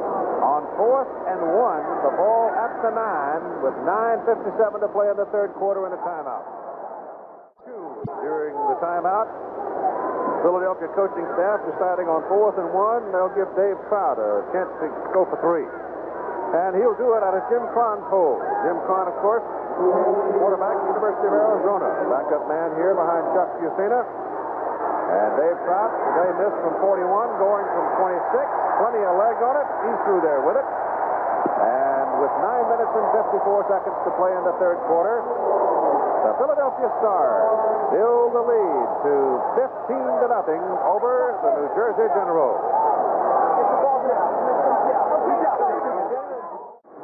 Denver just getting underway out west. No score in the ball game. The other ball game going on this afternoon is Birmingham at Oakland. And on Monday night, the Washington Federals will be in Los Angeles against the Express. High kickoff. Fumbled in the end zone by Thomas Lott. And Thomas just drops down on a knee, and that brings the ball out to the 20. First down for the New Jersey Generals, who are trailing the Philadelphia Stars by a score of 15-0. Good scoring drive on the part of Philadelphia. 6 plays, only 22 yards, 2 minutes and 49 seconds to come away with the field goal. But that field goal forces the New Jersey Generals to score 2 touchdowns and convert for 2 points to take a lead. So a good strategic choice in going for the field goal. Backfield, it's Larry Coffey and Dwight Sullivan. With Coffey going in motion. On first down and 10 from the 20, and Bobby Scott goes to the sidelines for Coffey. Never got a hold of it. The ball was hot on his fingers, and about that time, Antonio Gibson came across and whacked it. Here's Tim. Well, down close to the goal line, and I heard the discussion here on the sidelines. It looked like you were going to go for it. Why did you change your mind?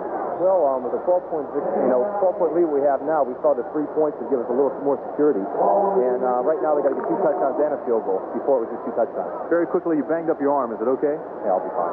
His right arm. Keep an eye on it. All right, Tim. Chuck Chisina is talking to. Second down and 10. Scott to the sideline. The pass is caught by Mike Friede, and Friede turns it back upfield and gets the first down. If he'd gone on out of bounds, he'd have been out short of the first down. But he turns it back, and they'll move the markers now.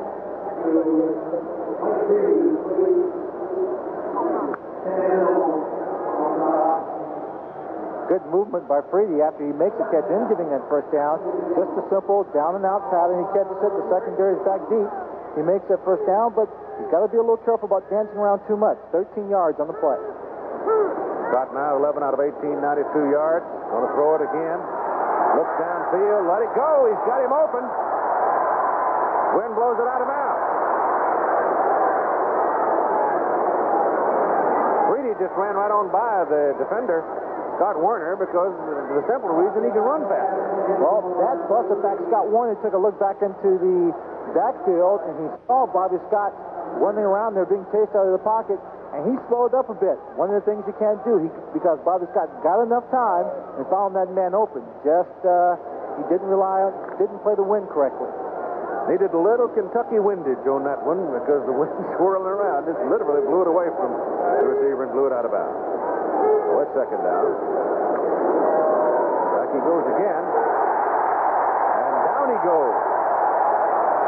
Oh, Dan Fielder gets his name called. 6'3", 240, 23 years of age, out of Kentucky. And that was Byron Millard, the left tackle that he beat on the play. Don Fielder. He just stepped outside and just slipped right away from him.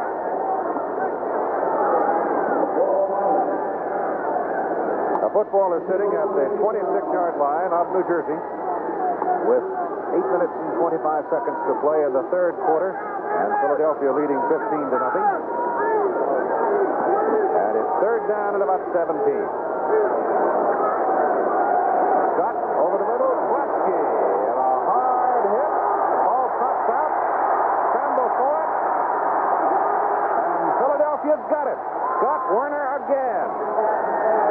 And there's a penalty flag. So first let's see about the penalty. I thought the man might have been down before the ball came loose. Back was turned to him, and I couldn't tell. All of a sudden, the scramble was on, and here's Tom White with a call.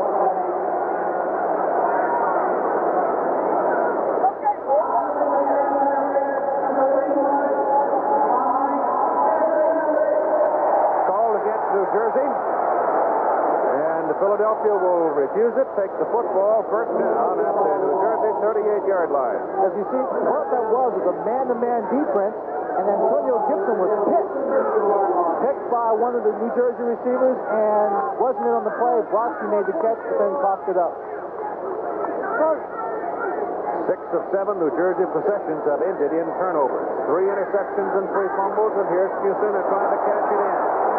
Oswald going out of bounds with it. He takes a lick, and that'll get a penalty flag against New Jersey as Reggie Mathis hit him after he had crossed the boundary. Frustration, Keith. Reggie Mathis showing his frustration, not being able to get in and stop this play, a busted play as Cusina runs and picks up yardage, so he just took a shot. It's very often that kind of hit, as illegal as it is, to fire up the team. Yes, Cusina is now getting ready to just step out of bounds, and right about now, Reggie Mathis just comes in and puts one on him. Yeah, I got 50. Give it up your ass on that. Yeah, I got it. Tom White takes the ball down and puts it down on the 15. Number 50, first down. First down at the 15. Again, on that particular play, Earl Eatman was blocking on number 96, James Lockett, and cut him just as Cusina went to the outside. They gave him the room to pick up the yardage.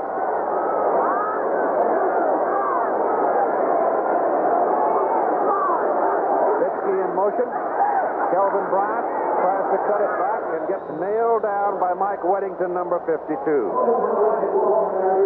Kelvin never had a chance to crank it up that time because Weddington just jumped right on him in a hurry.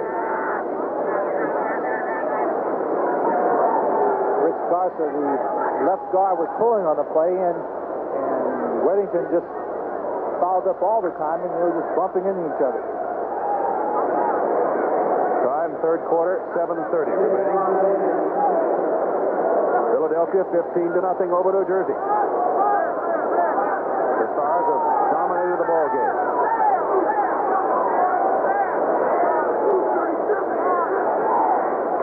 goes Fusina. That's quiet. And a penalty flag.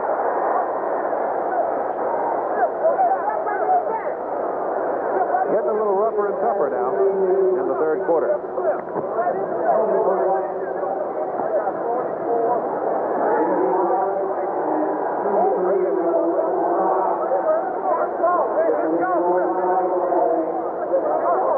Well, we got a clip called against Philadelphia. Jim Mora on the sideline. They've got their new communication equipment. They were unpacking it and trying it yesterday, and it's pretty elaborate. They finally got it working late in the afternoon. Well, as long as he can get that information clearly and quickly from his coaches who are up in the press box, giving him a scouting report as the game is in progress, he'll be happy with anything.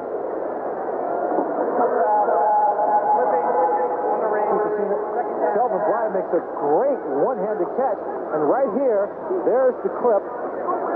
There's the clip that causes Kelvin Bryant to have a little running room, but the official was right on top of it. I couldn't tell from there exactly who it was. Might have been Kent Hull, the center. I missed the referee's call. I don't know why, but we can't hear him for some reason all of a sudden. Back goes Fusina on second down and 25. Gets his pass away. The pass is caught. Caught by Willie Collier. First time today that Willie Collier out of Pitt has seen the football, and he pulls it down.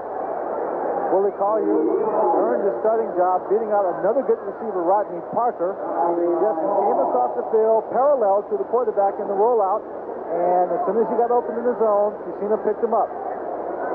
Collier, you can't see him right now, but it's just running parallel and gets into a seam, leaves his man behind, and makes a very good catch. Dave Boyster, Holy Cross, warming up. We may see him. He has not played in the game so far, but Scott just has not been able to move the team. To the corner, it's out of bounds, incomplete. Intended for Fitzke, and Fusina with Irv Eatman having dropped back along with Bart Oates to protect as long as possible, and Chuck just couldn't pull it down into the corner in time for Fitzke. And here comes Dave Trout now to try his third field goal today. He missed from 41, was good from 26. And remember, in the USFL, they use a 1-inch kicking tee. So they're on the rug here. Earlier he said that the tee has given him more confidence. Made him feel much better about his ability to put the ball through the uprights. Plenty of leg. But it's wide to the right from 34 yards. So Dave Trout misses from 41 and misses wide right from 34. And the score remains 50-0 with 6:12 to play third quarter.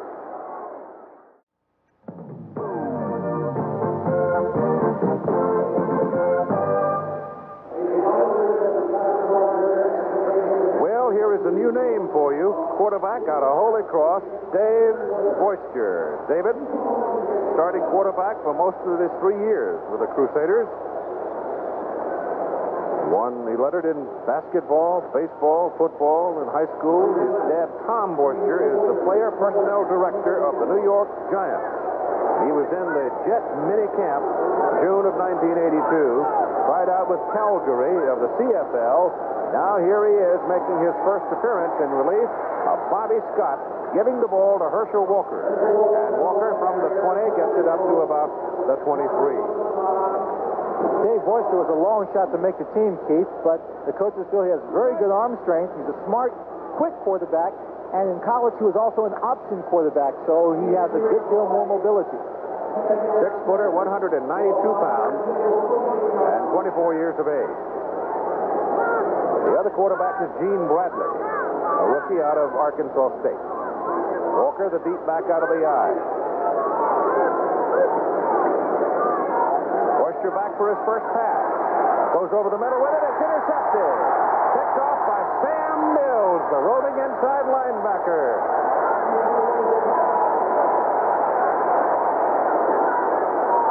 That is the 7th New Jersey turnover. 11th in 2 games, and Chuck Fairbanks just can't believe it. Sam Mills, who had 14 tackles last week against Denver, picks up this interception. He just plays good defense. The pass is just a bad pass. You can see there it's way too low. Had he got it up higher and to the outside, the receiver might have had a chance to make the catch. But there he just was playing catch with Will Sam Mills. And Philadelphia has the football, first down at the New Jersey 34-yard line. Usina, roll right, and takes it out of bounds. The man pursuing was Ben Watt, the nose guard, number 95. He almost got him. He's pretty quick for a man his size. No score, Boston, Denver. In the second quarter, we have a camera out there. If something happens, we'll try to jump out there and see what's going on. They put nothing on the board as yet. Games last night, Arizona beat Chicago 30-29, and Tampa Bay beat Michigan 19-7. Washington is at Los Angeles in tomorrow night's game. Second down, Giacchino lost about 2 yards. Second down and 12. Chuck getting good protection this time. Goes over the middle with it. And finds his tight end, Steve Folsom, the big guy out of Utah, and pulls it down. Folsom now with 3 catches or 4 catches on the day. Giacchino just great drop back on this play. Pulled a little zip on this ball, and Folsom just barely hung on to it. Gets it in his hands, stretches out, pulls it in, hits the ground there a little bit. The secondary was complaining, thought maybe he should have been called incomplete. David Riley is now in at fullback for Philadelphia. He's a West Virginian. 215-pounder, blocking now for Kelvin Bryant, who wiggles his way around the corner. And every time he gets out there, takes a hit, a little juke here, and a little juke there. With his quickness, you really get the feeling that he's going to blow one open pretty soon. He's about one move away as we go down to the sidelines. Tim Brandt. Funny, I was wondering why Bobby Scott came out of the ball game, because he had his 3 interceptions, but that's not the only reason they made a switch. He's got a bad septum, or a bad chest muscle rather. He has strained it. It is not pulled, but he is in some pain, and they are going to keep him out of the rest of the ball game. All right, Tim, thank you. It is a first down for Philadelphia. The ball is at the 18. And Giacchino, whose arm was damaged a little bit a while ago, looks all right. Throws it short to Kelvin Bryant. Bryant changing his pace a little bit. And they string him out and run him out of bounds with Reggie Mathis getting the contact. He's a little bit short of his first down, it appears. Time remaining third quarter, 3 minutes and 41 seconds. Giacchino now 13 out of 19 for 164 yards. Neither team throwing the ball, and nobody's really let one go of any consequence. Well, so far, Philadelphia hasn't had to. They picked up real good yards, playing smart football, just taking what the defense of New Jersey gives them and moving it down the field. All those turnovers don't hurt either. No, sir. Second down and about a yard at the 14. That's Bryant. Bryant caught over there by 3 white shirts. And in particular, Anthony Allen, number 26, the rookie out of Texas Christian University.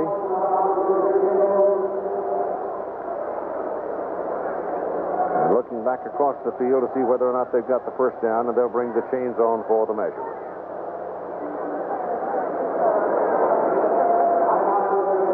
Wind continues to be really the only discomforting factor we've had here today, because it's a brilliantly clear day with bright sun. And the chain stretches out. It'll be a first down. It'll be first and goal from the 7-yard line. The Philadelphia Stars against the Generals defense today rumbled for 273 yards already. Last week in their 13-7 win over Denver, they totaled only 232 yards.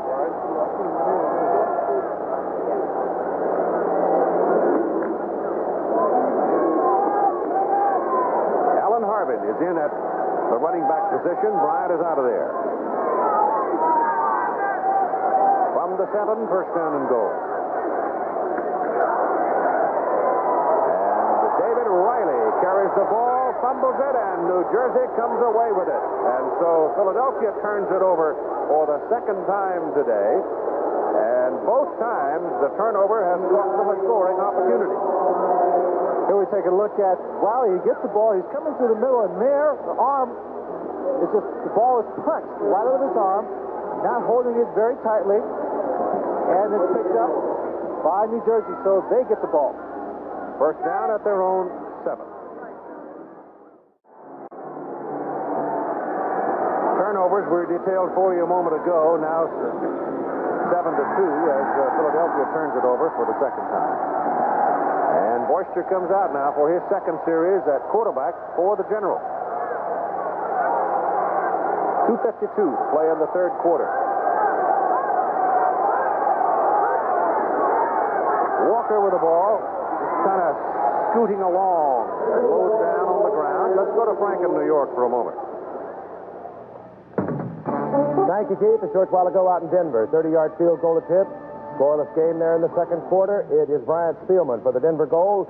Gets it knocked up in the air by Ernie Price of Boston. He goes into the arms of Ben Needham, the rookie from Michigan, and he goes down the sidelines all the way for the touchdown.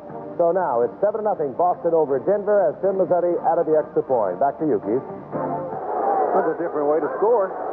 You don't see that one very often. Pass, Boyster under some pressure, again throws it low.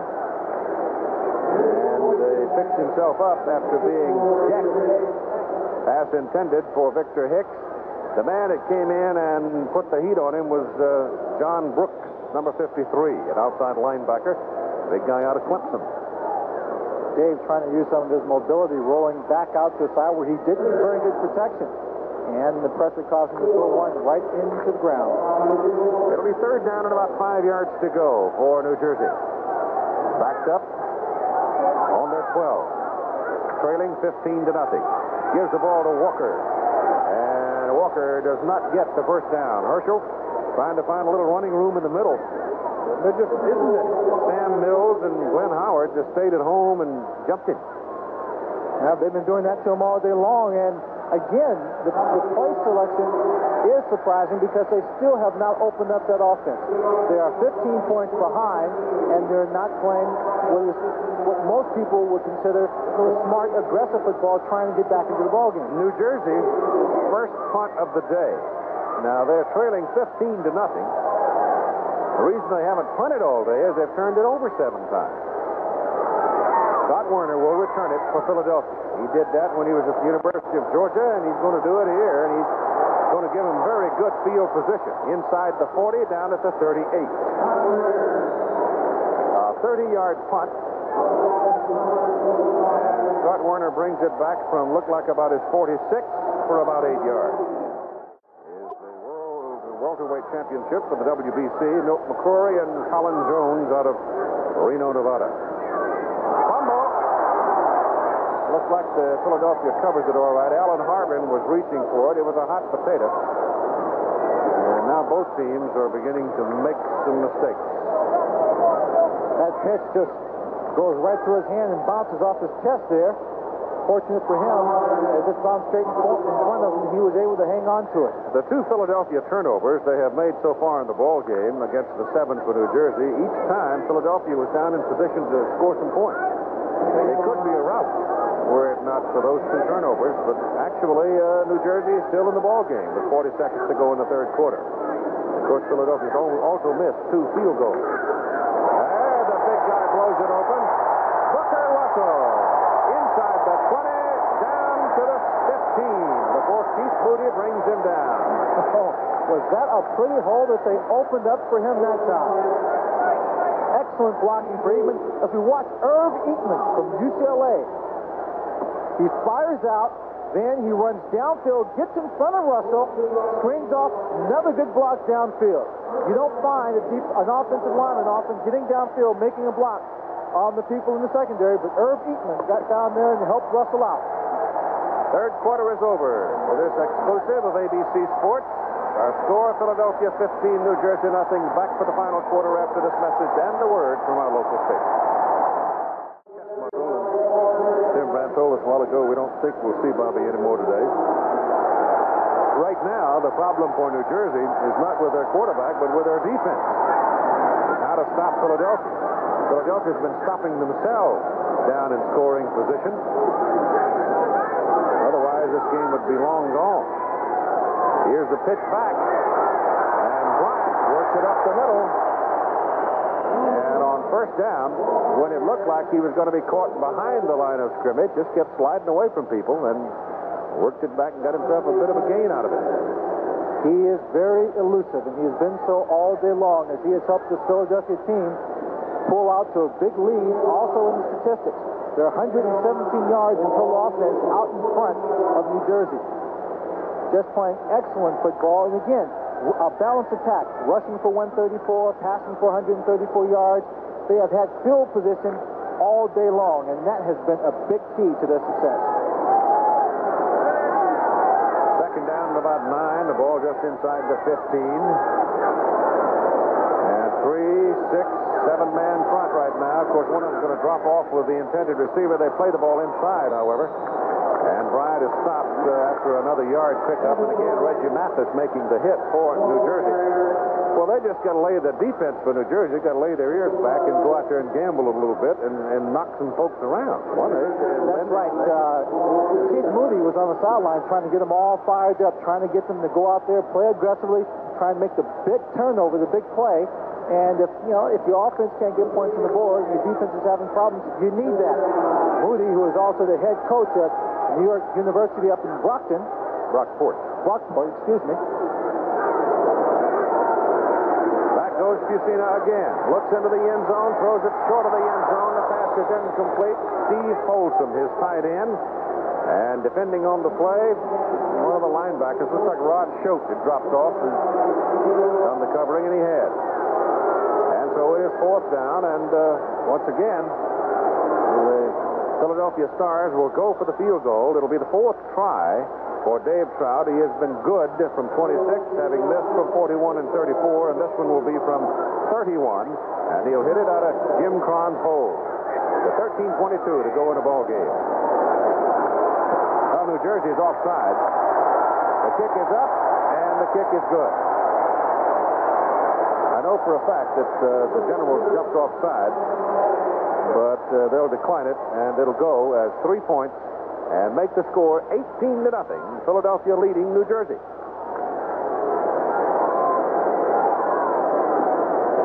Offside on the defense. Penalties declined. Field goal good. Another look, you see Reggie Mathis jumping right there, making contact. They go ahead with the play, and Trout knocks it through.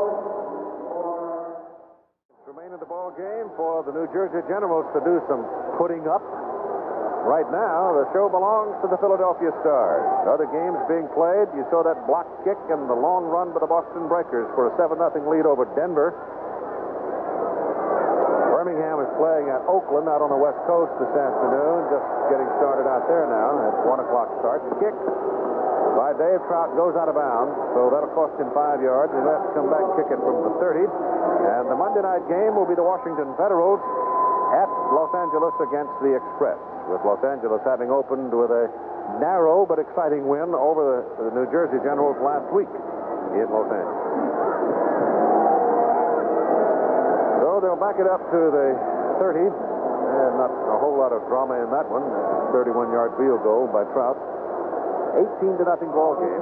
The way Philadelphia has dominated the game today, I have the feeling that it ought to be 35-0. It very well could have been. As you said earlier, they did turn the ball over when they had great scoring opportunities. They had a couple of field goals that were missed. One specifically because of the wind, the other maybe just more of an errant kick, and the missed PAT. Well, Trout still can't do much with it. Ricochets off of Weddington, and it's picked up by Larry Coffey. And Coffey comes back to the 41-yard line, and I think that's one of the few moments in the day when you could say that New Jersey has pretty good field position. While we are assembling ourselves here, let's pause 5 seconds to allow our local stations to identify themselves. WPBI TV, Channel 6, Philadelphia. And Dave Worcester comes out at quarterback in relief of Bobby Scott. He hasn't had a whole lot of luck either. Hands the ball off to Dwight Sullivan, the fullback, and Sullivan is caught and dropped after a couple of yards, up maybe 3 yards to about the 44. Number 96, Don Fielder, made the play. Herschel Walker's numbers on the day, not all that impressive. And again, here in the second half, he has been pretty quiet. Coffey has been in the ball game. He's only carried the ball 4 times. He was on the field for 21 plays in the first half. Second down and 7. Borster drills Sullivan on the numbers. He gets it over on the Philadelphia side of the field, and a penalty flag is thrown by the back judge. Glenn Howard brought him down. Look out for this one. I think it's going to go the other way, and it is. It's a clip. Boy, when it's going bad, it just wall falls, doesn't it? Oh, that's the kind of play that this New Jersey team needs. Something that's big, something moves them down the field very, very quickly.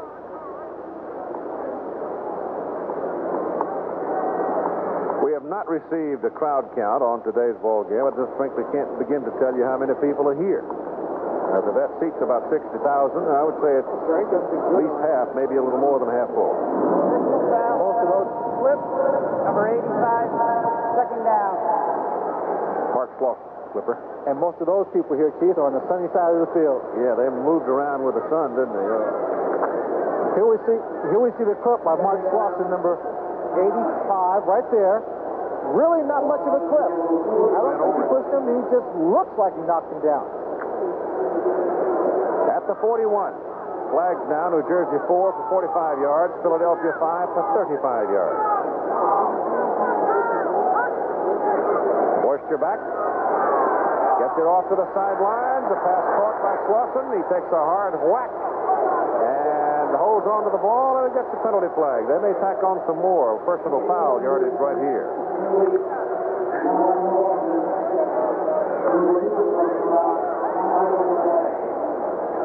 Base matter. Unintentional 5. Well, one thing for sure, Dave Borster seems to have found his arm in the range now.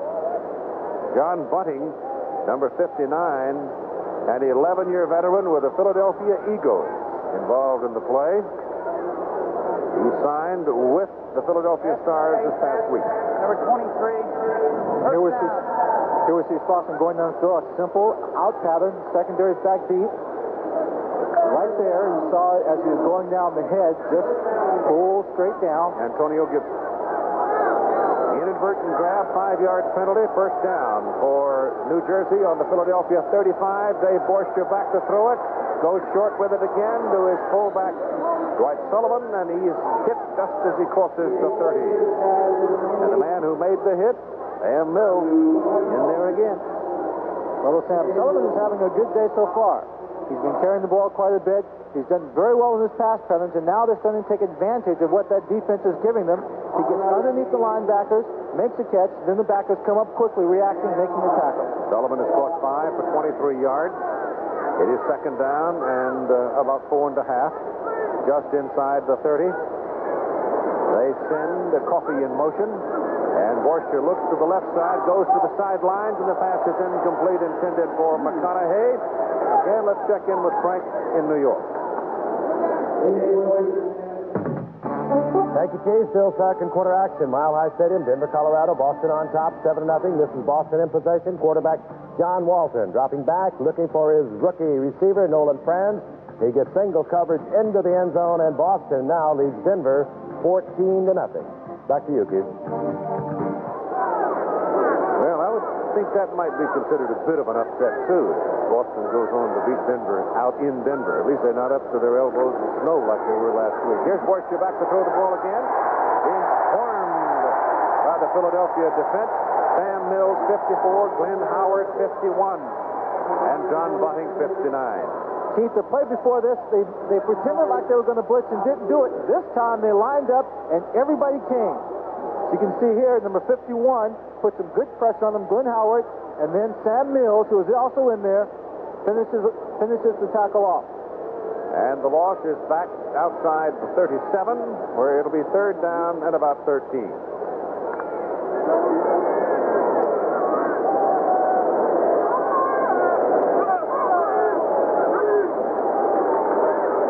Deep drop by Borster. Gets it off. He's got McConaughey, and he can't hit it. Tom couldn't come back to it in time. Here's Tim. Having some back spasms. How's that thing feel, Kelvin? It's tight right now. You know, I got to loosen it up. Everything be okay. Okay, but you're going to play? Yeah. Okay, he's going to play. Back up to you, Keith. Kelvin Bryant, what do you have? Sore back? Back spasm. Back spasm. Okay. The same thing that was bothering Antonio Gibson at the start of this ball game and bothered him last week. All right, the New Jersey Generals failing to hook up on 4th down. Go back to the defense with 10:45 to play.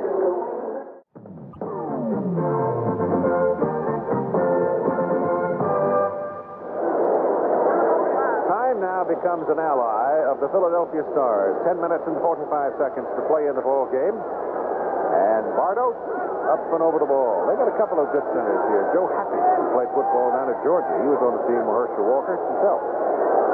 The other Philadelphia center. And Kelvin Bryant shaking off a back spasm to get back in the ball game. That's Fitzke in motion. And give the ball to the fullback, Booker Russell.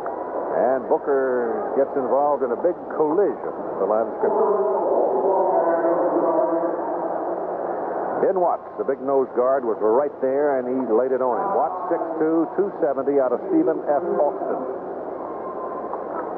That ball game just starting out on the West Coast.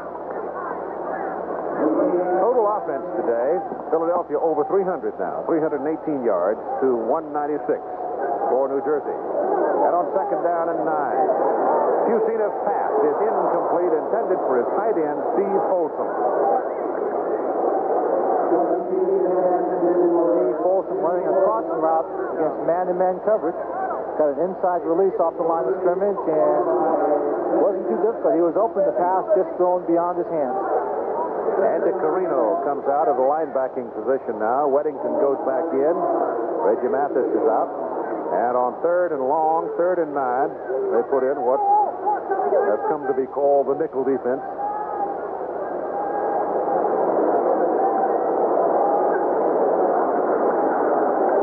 Dana Knoll on a deep drop. The ball is knocked loose from Fusino, and Mike Weddington is on it at the Philadelphia 35. So New Jersey makes a break. And that's just what they're looking for. Lockett's going to come in now and jump on Fusina, knock the ball loose, and Mike Weddington, number 52, is going to pounce on it. Here comes Lockett, big 96. He just beat Irv Eatman on that play. He beat him on an outside rush, took him upfield, and crashed in. Fusina had dropped back and didn't step up into the pocket, so Lockett was able to come in and make the big play. It's news today when somebody beats Eatman, because he hasn't done it much. And here is Forster giving the ball to Herschel Walker on a sweep right. Bunning is after him, and Gibson comes up to shove him out of bounds. Attendance today, 38,205. And that's about 13,205 more than they expected. Of course, the weather turned good. One of the things the Phillies, of course, play here, Philadelphia has a history of being what is called a good walk-up town. In other words, they get up, sample the weather, see how much they won't go to the ball game. The weather and the desires there, they go.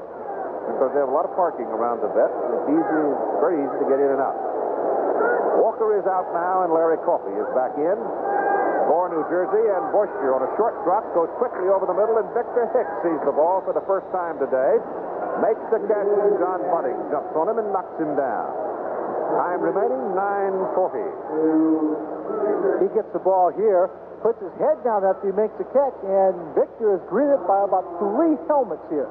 Doesn't pick up much, but it's a good game. Creates a nice third down and short situation for the New Jersey Generals.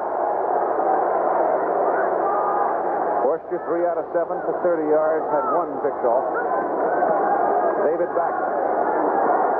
Again, goes to the short man, bounces it in front of the intended receiver, Larry Coffey, coming out of the backfield. He had a better chance, I think, that time if he had seen McConaughey going deep. I'm sure when he dropped back that time, Keith, he was thinking, well, I've got to throw the safe pass here. Don't want to take too much all of a sudden, and he probably didn't even look at McConaughey, which is a mistake. Right. 4th down now and 2. This is the second time they've tried to go for it on 4th down. McConaughey and Brodsky are the wide people, and they move Victor Hicks now over to Brodsky's side of the field. Borskian in trouble. He is in trouble. And that was number Don 25. Fielder came in and really messed it up first, didn't he? Scott Warner came up. Saw the play action, and he just came charging up, trying to support the run, found himself in the backfield when there was a pass. You see Scott Warner, number 25, coming out right there as he takes on the back, and right there forces him to step up, and that's the 4th sack of the game. Time remaining, 9:08. I think this is a very revealing statistic. I'm always impressed. Anytime you can get 6 yards on 1st down, you're on your way to winning a football game. And that means you can do anything you want on 2nd and 3rd down. Philadelphia now taking over the football, 1st down at the 33. Bucina stays in there, gives the ball off to Kelvin Bryant. Outside he goes, and up the field he wanders all the way to the 50. Keith Moody and Reggie Mathis finally bring him down. Right side of the offensive line, open the door. Once again, Irv Eatman there closing it down. And you see Kaminsky pulling around. When Kelvin breaks this downfield, number 81, Scott Fitzke, blocking on the cornerback.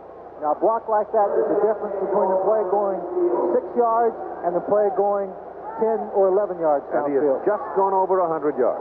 102 yards on the day. He may be the first running back, in fact, I think he is in the USFL, to go over 100 yards, and he's got it again and blows it up the middle. Oh, boy, he was a half a step from see you later right there. James Lockett brought him down. Oh, he is an elusive man. Real nice play here. It's great blocking. You should see the center just screens off his man. He reads that line and then cuts back. Irv Eatman again blocking a cutoff block on the backside, allowing Kelvin Bryant to get a few more yards downfield. He picked up 9. He's got 111 on the day. It's 2nd down and 1.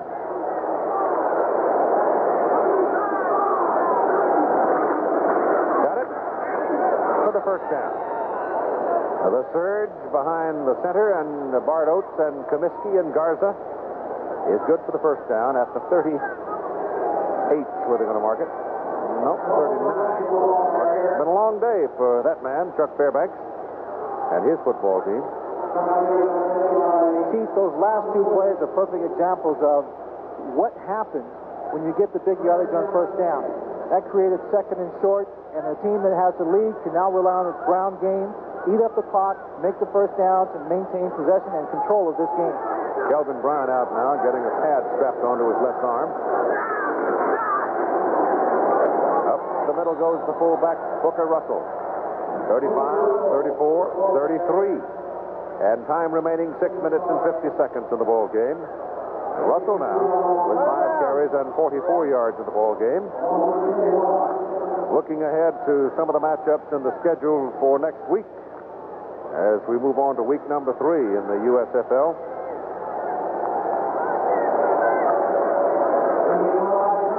Booker Russell limping off the field, now getting help. Seems to have a big problem with his leg. We'll try and find out just what it is.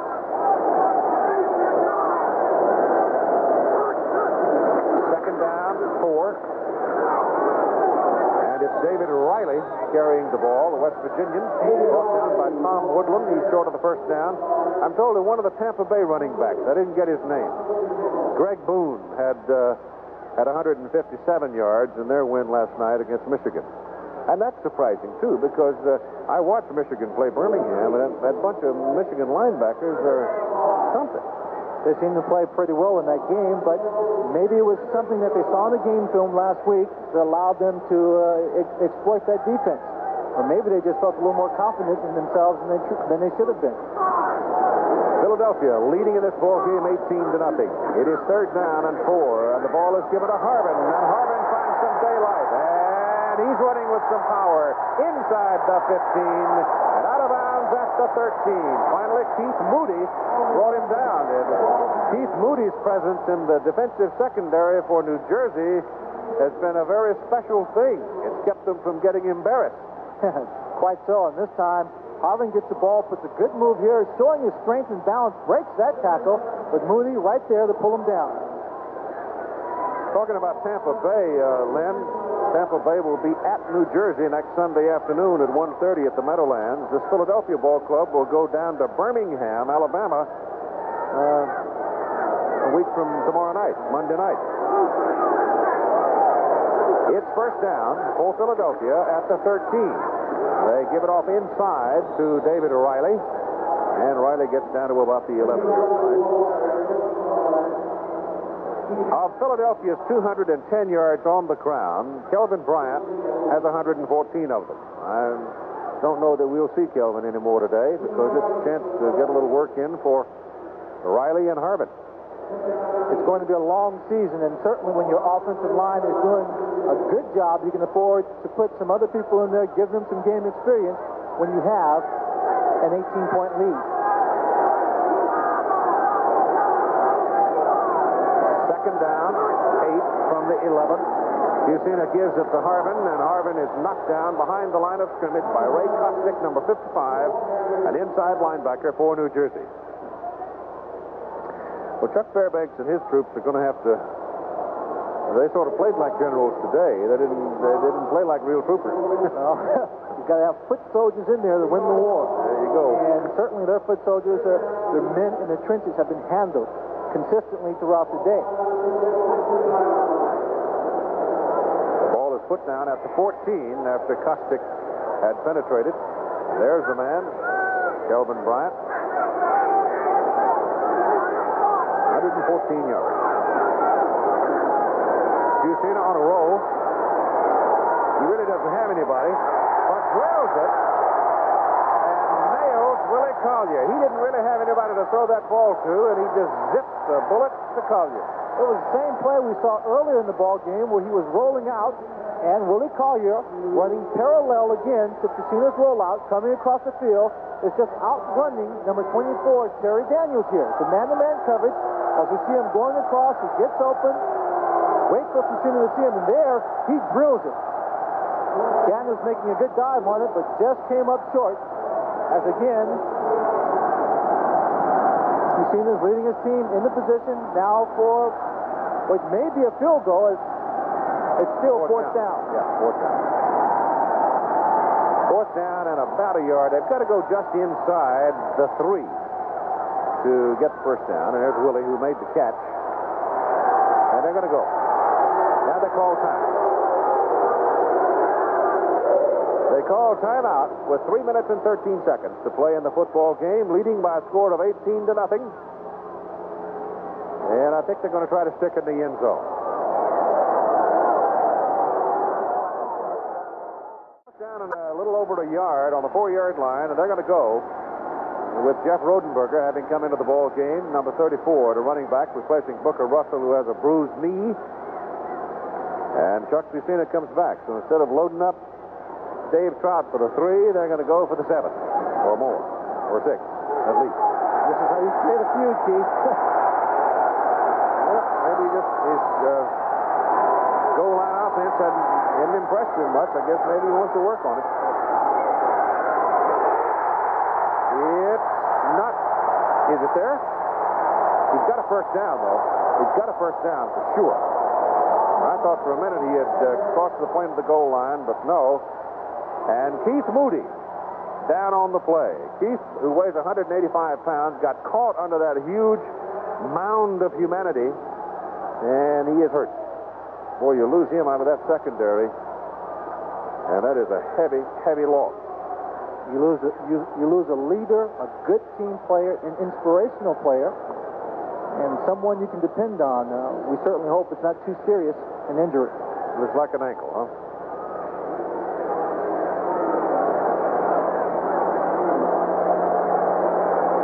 Let's take a look at the offensive line on the right side, as again they get a great surge here. Harvin just slips right through there. Now watch Moody as he comes in here. There's a ball going to Harvin. And right there he is. His leg gets rolled on right there. Yep. When Harvin went down with Mathis on top of him, they rolled over on it. Moody had 8 tackles in the ball game today, so that ankle is damaged, and Keith will have to leave the ball game.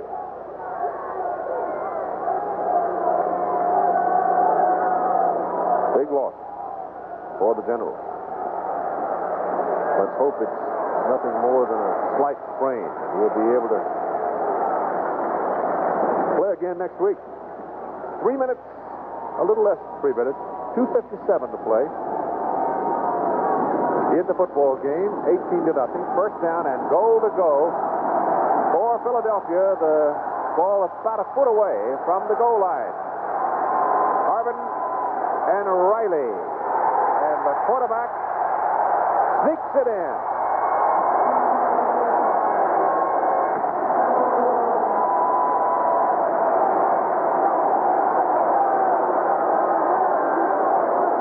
If Jim Moore wanted an extra touchdown, he got it. I certainly don't understand why it was necessary to go for a touchdown.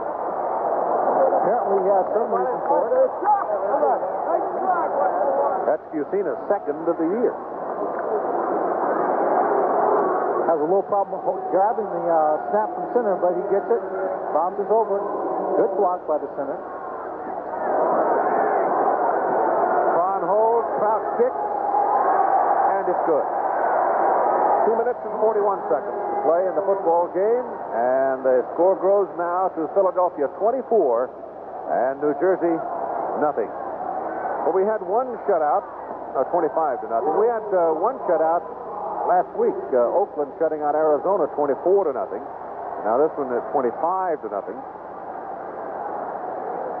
So this could be the second decisive shutout of the year. At halftime, Boston Breakers are leading the Denver Gold by a score of 14-0. One of those having been a blocked field goal, was it? Field goal. And returned for a touchdown, virtually the length of the field. And Birmingham Oakland playing out in Oakland this afternoon. I thought Reggie Collier had a reasonably good ball game last Monday night against the Michigan Panthers, but his passing came up a little short in a ball game. It was a relatively lackluster offensive ball game, and apparently the Michigan offense wasn't much against Tampa Bay last night.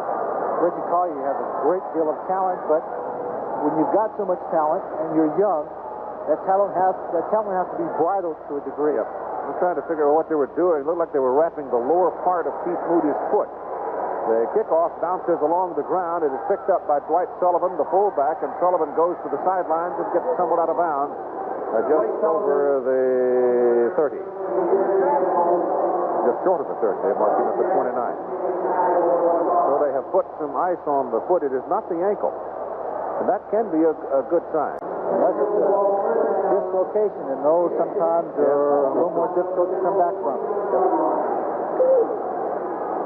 David Boyster, who's playing in relief of Bobby Scott, who has a bruised chest muscle, in at quarterback. Trailing 25-0, trying to find himself in this pro game and trying to find some points for the New Jersey Generals. And he finds Larry Brodsky for a pickup from the 29 out beyond the 45. Mike Lutz making the tackle on a first down for New Jersey. And remember, in the last 2 minutes of the ball game, as the chains are moved, the clock will be stopped. So they're going to get, as a result of this college rule, portion of the collegiate rule adopted by the USFL, they get a few more plays. That's a little short stop-and-go job to Sullivan. It doesn't work for a whole lot. Gets about 3 yards. Sam Mills, one more time. Sam Mills did a great job there because there was a lead blocker out in front there, and had not Sam Mills made that tackle, he would have had a lot of running room. And he nailed him down for a yard loss, actually, with 2 minutes to play in the game.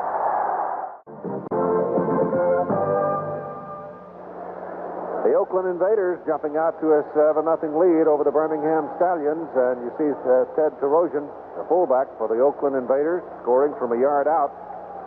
Oakland needs this win at home because their next 4 ball games are going to be on the road. I don't care what league you're playing in, it's hard to play 4 in a row on the road. That is true. They got to mark off about a 2-yard loss on that last carry.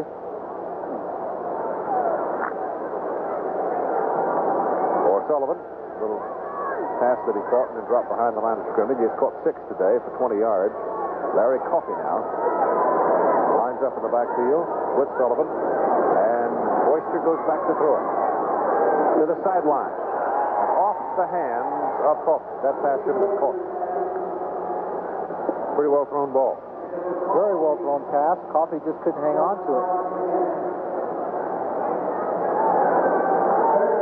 Coffey, normally a much more consistent pass receiver. That's about the second one. He's had the second or third one he's had problems with today.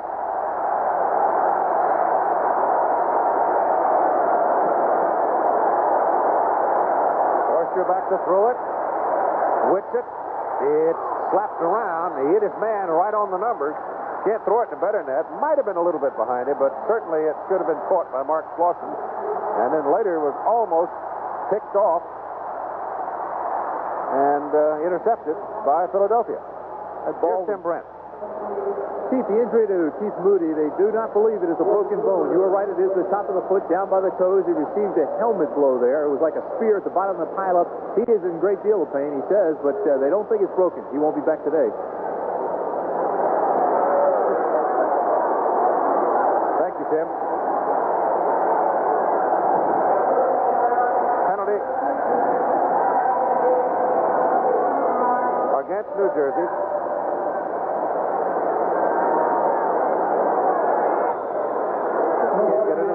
Philadelphia declining it with 1 minute and 48 seconds to play in the ball game. It is 4th down and trailing 25-0 on 4th and 12. Boyster looks, trying to find somebody to throw it to. Cannot. Slips, loses his footing, and down he goes. Dave Ofer, the nose tackle, was pursuing him, and that is the 5th sack today of a New Jersey quarterback. Again, I'll go back, and it's an old theme. We've been harping on it right along throughout the ball game from really about the 3rd offensive series possession. You could tell what was coming. And it's just been, the day has belonged to the Philadelphia linemen. On both sides, offense and defense. And on defense, even more so to the linebackers, who have done an excellent job in stopping the run on the outside, getting back, covering people in the secondary, and putting the pressure on this running game and the passing attack of New Jersey. Jim Cron is in at quarterback for the first time today for Philadelphia. Gives the ball off on the handoff to Alan Harvin, the 200-pounder from Cincinnati.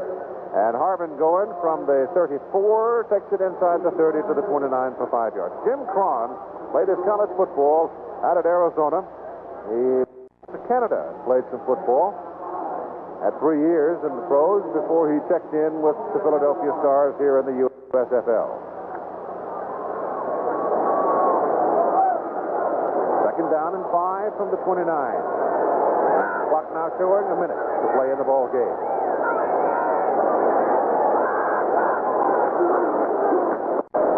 Dave Riley carries the ball inside. And Steve Hammond, a rookie out of Wake Forest, tumbles him back after he picked up a couple of yards. And the clock continues to run. And that's pretty much going to do it. We'll have one more play by Philadelphia, and that will do it. And you can be sure there'll just be a little short run. May not go anywhere, but it won't have to, as the clock is running down. There are about 25 seconds left on that clock now. The turnovers today, Philadelphia 3 and New Jersey 7. Philadelphia 2 today. The season 3 and New Jersey 7, which was as much as anything a big difference in the ball game. That and the line play. The run around the left side by Alan Harvin is going to be good for a first down, and that ought to do it, and it does. The ball game is over as Philadelphia manhandles the New Jersey Generals by a score of 25-0. Long day for Chuck Fairbanks, walking across the field. His team thoroughly thrashed. The Philadelphia Ball Club now suddenly jumps up with 2 wins. And suddenly, after what happened last night with Chicago getting tripped in Arizona, Michigan losing to Tampa Bay, the two teams that suddenly jump up are Tampa Bay and Philadelphia. And depending on what happens out on the West Coast, for Oakland is trying for its second win today as well. Right now, let's join Tim Brandt. Coach, congratulations on the second win of the year. It was a good one. Thank you. Sure was. We'll take it. Take a lot more like that. Let me ask you about the 4th and 1 situation down here close to the goal line. You went for the touchdown rather than the field goal. Well, yeah, we just felt like at that time of the game that was the thing to do, that they were going to have to score,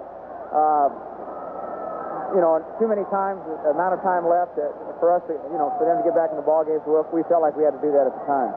Okay, Jim, thank you very much. Okay. Back up to you, Keith. Swanee. All right, Tim. Final score again, Philadelphia 25 and New Jersey nothing.